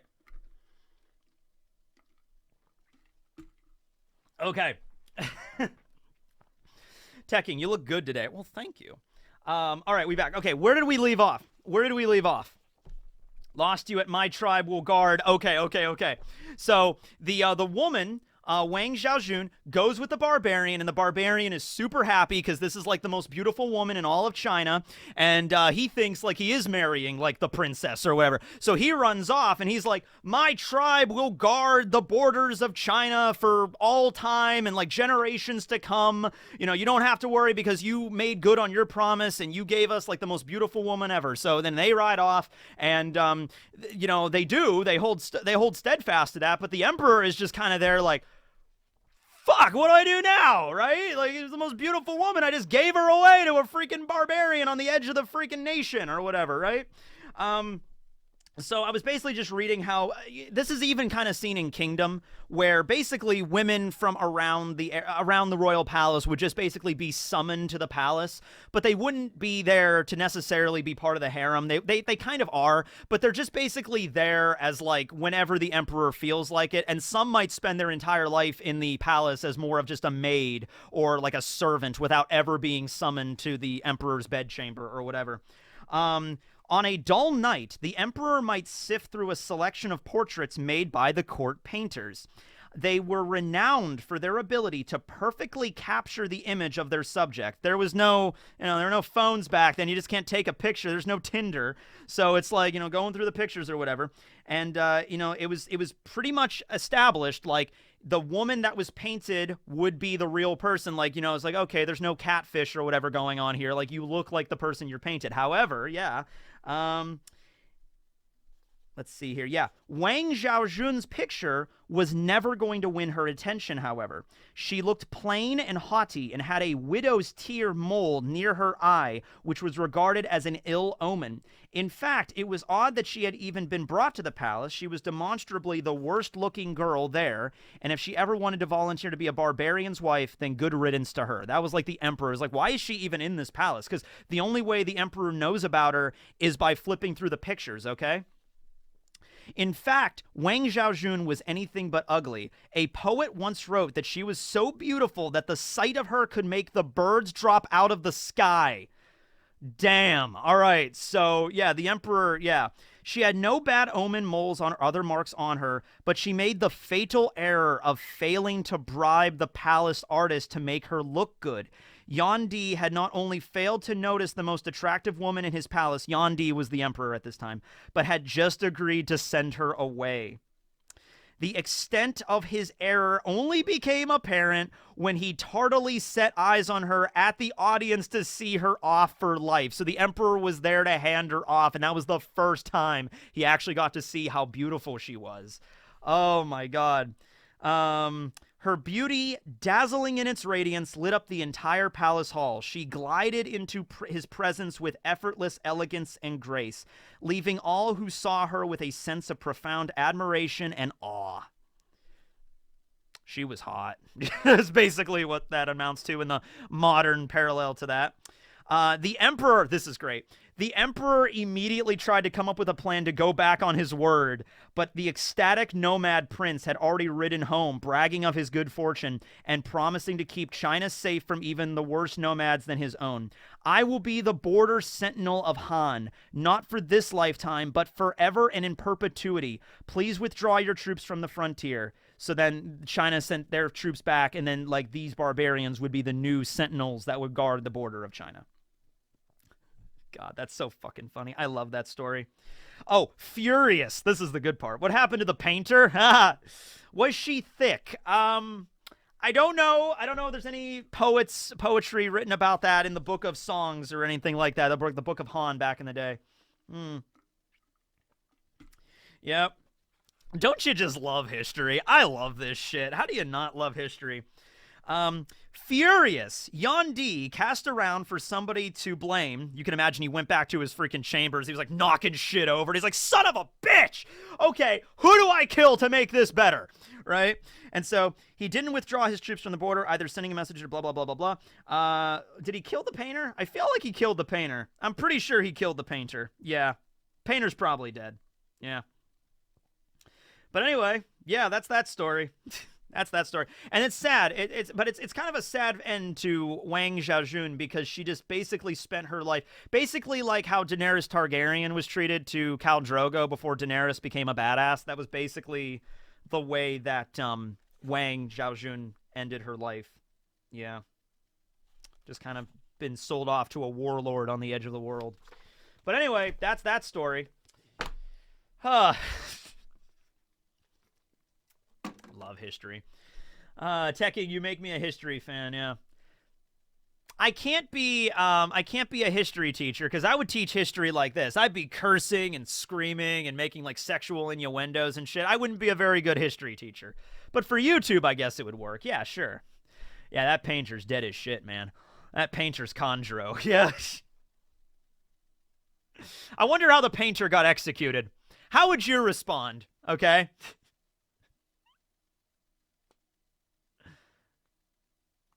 How schools don't make it very interesting. Our history teacher was a pretty okay guy. He was a pretty interesting dude. Yeah, he was fine. Mr. Miller. And this is ancient history too, yeah. Drawn and quartered.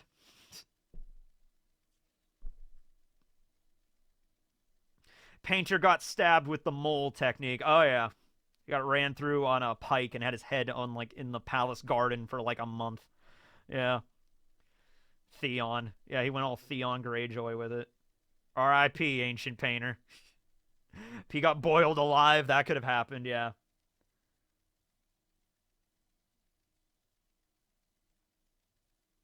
Yeah. But anyway, yeah, that's the book on China I'm reading. So that's A Brief History of China by Jonathan Clements. For other hilarious stories, check this out. Yeah. I also read Mistborn, the first book, The Final Empire, Mistborn. Very good book. I'm a fan. Rustage actually recommended this to me back in December, and I had it, and I haven't read it. And then I finally sat down, and when I was working at the election center the other day, I was there all day. I was there from like 6 a.m. to like 9 p.m., basically working the door. I was handing out little stickers to everybody, and I just basically read the whole book while I was there. So this is a really good one. And now I'm on the second book, which is The Well of Ascension. These are by Brandon Sanderson, really good. So there's a trilogy. There's a few eras. So the first era is a trilogy, and then there's a second trilogy called the Wax and Wane series. And then there's some other supplemental books that are not that long, but they just add to it. And then there's a third one coming out. There's like a next era that's coming out soon. Yeah, the painter went through the same thing as Griffith. Yeah. And then the last book I read is very different from all the other ones. You can see I have history, and then I have fantasy, and then I have like real life like biographies and autobiographies and shit. This is a biography on a dude named Artie Lang, and Too Fat to Fish. He is a comedian, and I've listened to some of his comedy on, he did a This Is Not Happening episode, so you want to go check that out. Type it, This Is Not Happening, Artie Lang. It's a fucking hilarious story, and the story's in the book too, when he worked on Mad TV. This dude is like living a crazy ass life, just coke and drugs and, fast living and everything like that. But those kind of people make pretty damn good storytellers, I feel, and he's a comedian. So yeah, I read that as well. That's a good one. But yeah, so those are the books I read this month. History books, fantasy books, and a biography on a comedian. So there you go. Yeah. Do you like Southern Ocean mythology? I have not gotten there yet. The world is a big place, and history is so expansive. I'm trying to go in order. I still need to read a book on the Sumerians. I haven't read that, because the Sumerians were kind of like the first big civilization, like in Mesopotamia, right?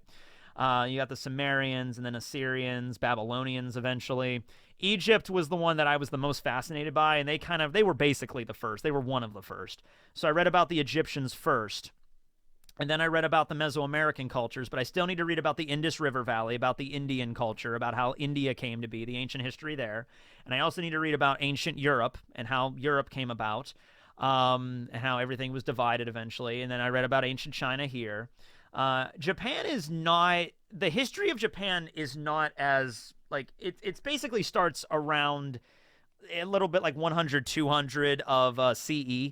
Because a lot of it was they were kind of spent more in like hunter-gatherer kind of lifestyles for a long time.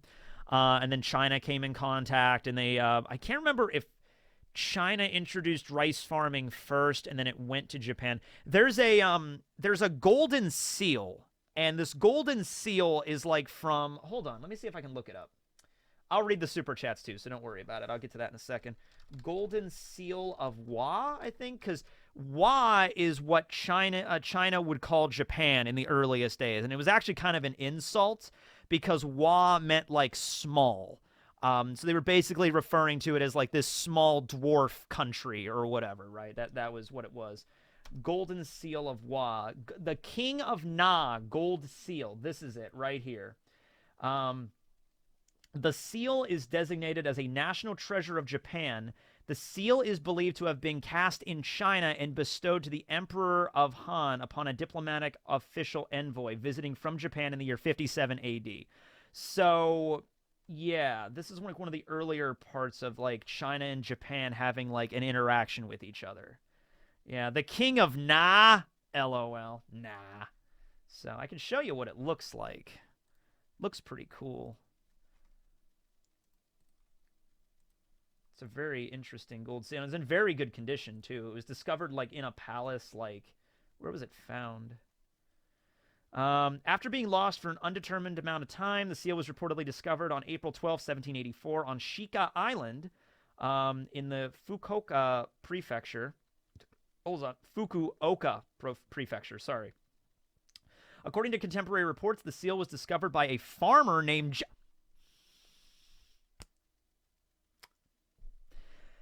According to contemporary reports, the seal was discovered by a farmer named Jinbei while repairing an irrigation ditch. It was found surrounded by stones, forming a box-like structure.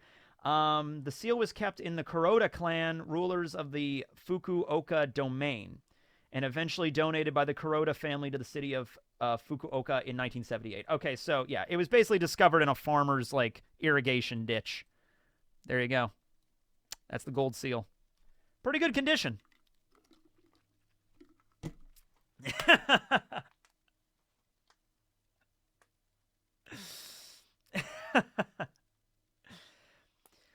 I wanted to do a episode on like I was thinking the other day of doing my own version of drunk history, but all the good stories I wanted to tell are already actual parts of drunk history. I wanted to tell one on the assassination of President James A. Garfield, and I was going to do that, but then I looked it up, and there already is a drunk history episode on the assassination of James A. Garfield, and I'm like, fuck, I already did it. Jinbei discovered the lost seal. Okay, so if there's ever a moment in One Piece where Jinbei discovers a lost seal, you know the story Oda's taking inspiration from now, because I've told you. There you go. Let's read some super chats. I think we're almost done. We've been streaming for, I started at like 9:30, so shit, we're almost at like the 2-hour mark. I'm going longer than I usually do. All right, let's read some super chats then and call it, because I actually am starting to get kind of hungry here. But hey, we did some really cool shit today. We listened to some old school early 2000s music, and then we talked about vampires, and then we read some super chats, and then we read stories about history for like, man, when you talk about history, the time just flies by, I'll tell you. Yeah, I guess he did find a poneglyph in the cover story. So there you go. There you go. Jinbei discovered the lost seal of Na. Yeah, there you go. All right, let's refresh this page and see what we got here. Okay. Let's see. What's that huge tower-looking thing behind the flower capital? That is a mountain, and it is Mount Fuji, or the analogous to Mount Fuji in the One Piece world. Never really brought up, never mentioned, never talked about, so I don't know if it'll ever be relevant, but it's back there. Would you check out the story about the Beast of Bladdenborough? Ooh, that sounds familiar. I think I've heard that term before, but I've never read the story. Will you ever do a video on William's fruit? I should. Hey, Matt, how are you? Who do you think is the mysterious man in chapter 631? He's wearing clothes that look like they could be from Wano. I thought that was Odin for the longest time. I'm thinking it's Shiki right now. Because Shiki had the hair like that, and he's drinking with Crocus. So they might be all like old war buddies. Even though Shiki and Crocus were on separate crews, maybe it's like, that was like 30 years ago. They're kind of like friendly now. Shiki had a friendly relationship with Whitebeard. He hung out on Whitebeard's ship. So I'm thinking it's Shiki. I'm thinking it's Shiki, and he's still alive. Can I get a Wang Ji? I already said it many times, but Wang Ji, Lao Ji, Duke Zhang, Wang Zhaojun. You know, there you go. Oh, I read all these already, but let me see if I missed any. If One Piece Knowledge King came to America, yeah, I would definitely love to do that. Let's see. Video series in Devil Fruits functioning in the real world. What jobs could you have? How government would react? Would Luffy's fruit actually be useful in the real world? I think Luffy's fruit would be very useful in the real world, yeah. Did you finally move out of your parents' homes? Yes, Joker, I did. No, I didn't want to leave, so I just had I just built this house on top of my mom's house. Yeah, this is the fourth story. Yeah. Yeah, what about drunk anime history? There you go. There's something. But yeah, I think Luffy's fruit would be very useful. Law's fruit would be useful in like construction. Kid's fruit would be very useful, and like he could just build a whole building, like the structure of the I-beams. He could do that in like a day. It would definitely speed things along. It just basically, if you want a good series that really explains how the world would cope with superhuman abilities, like humans all of a sudden getting superpowers, and how the government would respond and how everything would be structured, go read My Hero Academia. I don't think there's at least a better manga that properly explains how the world works from like a bureaucratic level now that superpowers exist than My Hero. So just go read that one. Also, Vigilantes, because they also delve even more into it in Vigilantes. By the way, Vigilantes is almost done. The next chapter is going to be the last chapter of Vigilantes, and I'm really excited to see how that'll end. So, My Hero Academia Vigilantes, really good side story, about 125, 126 chapters. I think will be the last one. Really solid. It's a prequel series to My Hero. Let's see. I think I answered most of these. Did Ace went to Ennie's lobby, or they skip Ennie's lobby for Judgment and went straight to Impel Down? They probably brought Ace to... Well, this is right after fucking Ennie's lobby was Buster called, so there was nothing there for them to do. So they probably just chucked him in Impel Down. Because, like, Ace was captured, like, right after Impel Down happened. I mean, right after Ennie's lobby happened, so it would be just a bombed-out ruin. Like, there would be nothing there. So, yeah, they just probably chucked him in Impel Down, level 6. Let's see. Read that one about Rayleigh.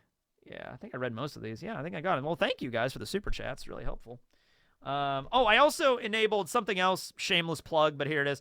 There's a thing on the channel now that just got ruled out. It's called Super Thanks, which is you can go to my video and click on the little heart with the $, and you could donate through the videos if you'd prefer to do that. That's active now. And also, my manager at YouTube emailed me yesterday about this new thing they're rolling out, like gifted members, which is basically just like, it's like gifted subs on Twitch. And when my manager was explaining this to me, he's like, we're doing gifted memberships. And I'm like, so it's exactly like Twitch. And he's like, yeah, yeah, it is. So yeah, this is a thing where you could just gift memberships, but I don't really do memberships on my channel, so don't worry about that. But that's just something that, you know, is coming down the pipeline there. But yeah, okay. So that's that. Frankie definitely got YouTube admin. Huh, okay.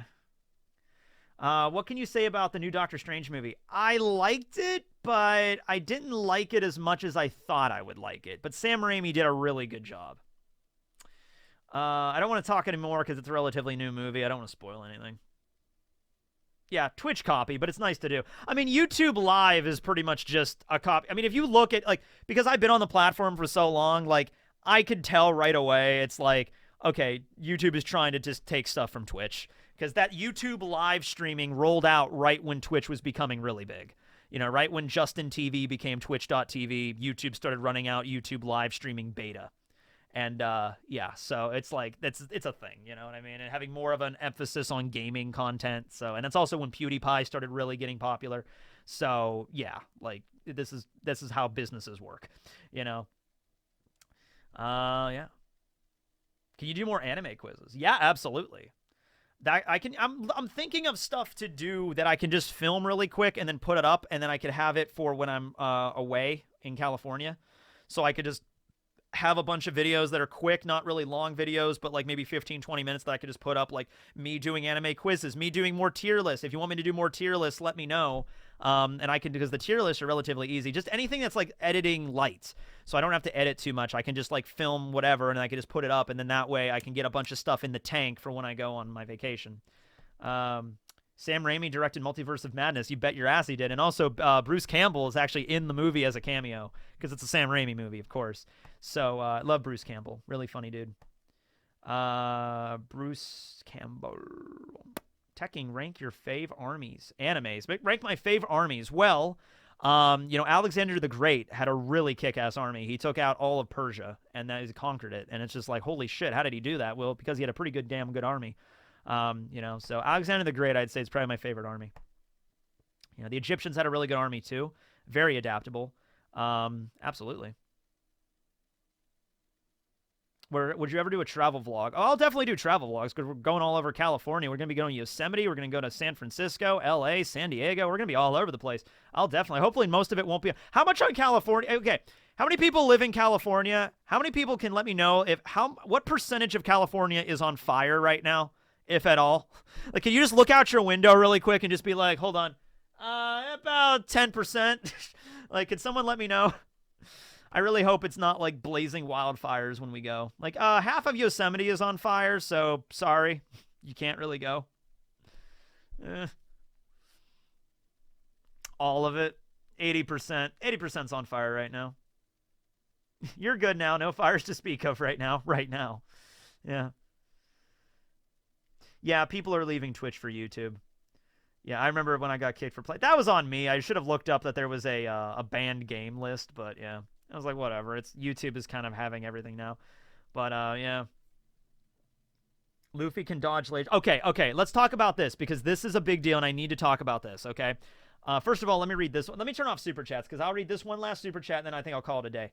You could do a review of the first chapter of Jujutsu Kaisen. I could. I still want to do a review of chapter 0 or volume 0 because I saw the movie when it came out like 2 months ago and I haven't talked about it yet, and I still need to do that. Okay. So this is a thing that came up when I did the video on if Luffy can fight the admirals now that he's in Gear 5th. Okay, so this question right here.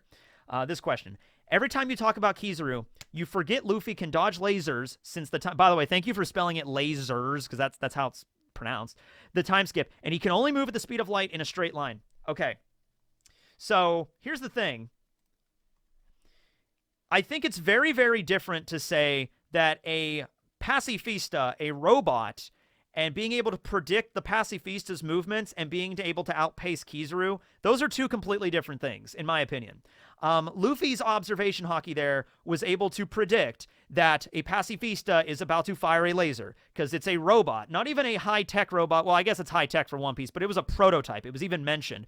Those were prototypes. Those were the older models, okay? Vegapunk has apparently came out with even more advanced versions of the pacifistas. But it's like the pacifistas were like firing laser and Luffy was able to like pew, pew, pew, slow. I don't think he was saying the laser itself was slow. It's just that the movement of its hands and like charging and firing were so predictable that Luffy could just and he knew how to move. If Kizaru was actually fighting Luffy one-on-one, zipping around unpredictably, who also, by the way, has observation hockey, zipping around, firing lasers, that's a completely different ball game, in my opinion. That's completely different. It's laser, not laser. No, it's laser with a Z, because that's how it's pronounced. It's laser, not laser. I know it's spelled with an S, but it should be with a Z, and that's my hot take. I'm sticking with it. Yeah. But yeah, I just wanted to talk about that. So there you go, because I've seen a lot of people talking about that. Yeah. I think you are unbanned on Twitch. I don't even care if I am at this point because I don't use it. And even if I was unbanned, I would never use it again because it's like all my ducks are on YouTube right now. All my ducks are in a row and the row is on YouTube. So why would I leave it, you know? So yeah, and I don't game very often. So, you know. But anyway, I think I'm going to call it. It's about noon or getting close to it. I'm getting hungry. It's 11:30. So I'm going to go have a sandwich. I made, what did I make last night? I made spaghetti. There you go. I made spaghetti last night, and it was really good. So I might have some of that, or I might have a burger. I don't know. But thanks to everybody for watching. This will be up on the vlog channel later. Don't know when, but it'll be up when it uploads. And yeah. Sorry about the buffering, but you guys all have a awesome day and go have yourself a spaghetti sandwich. There you go. Spaghetti sandwich. Later, everyone.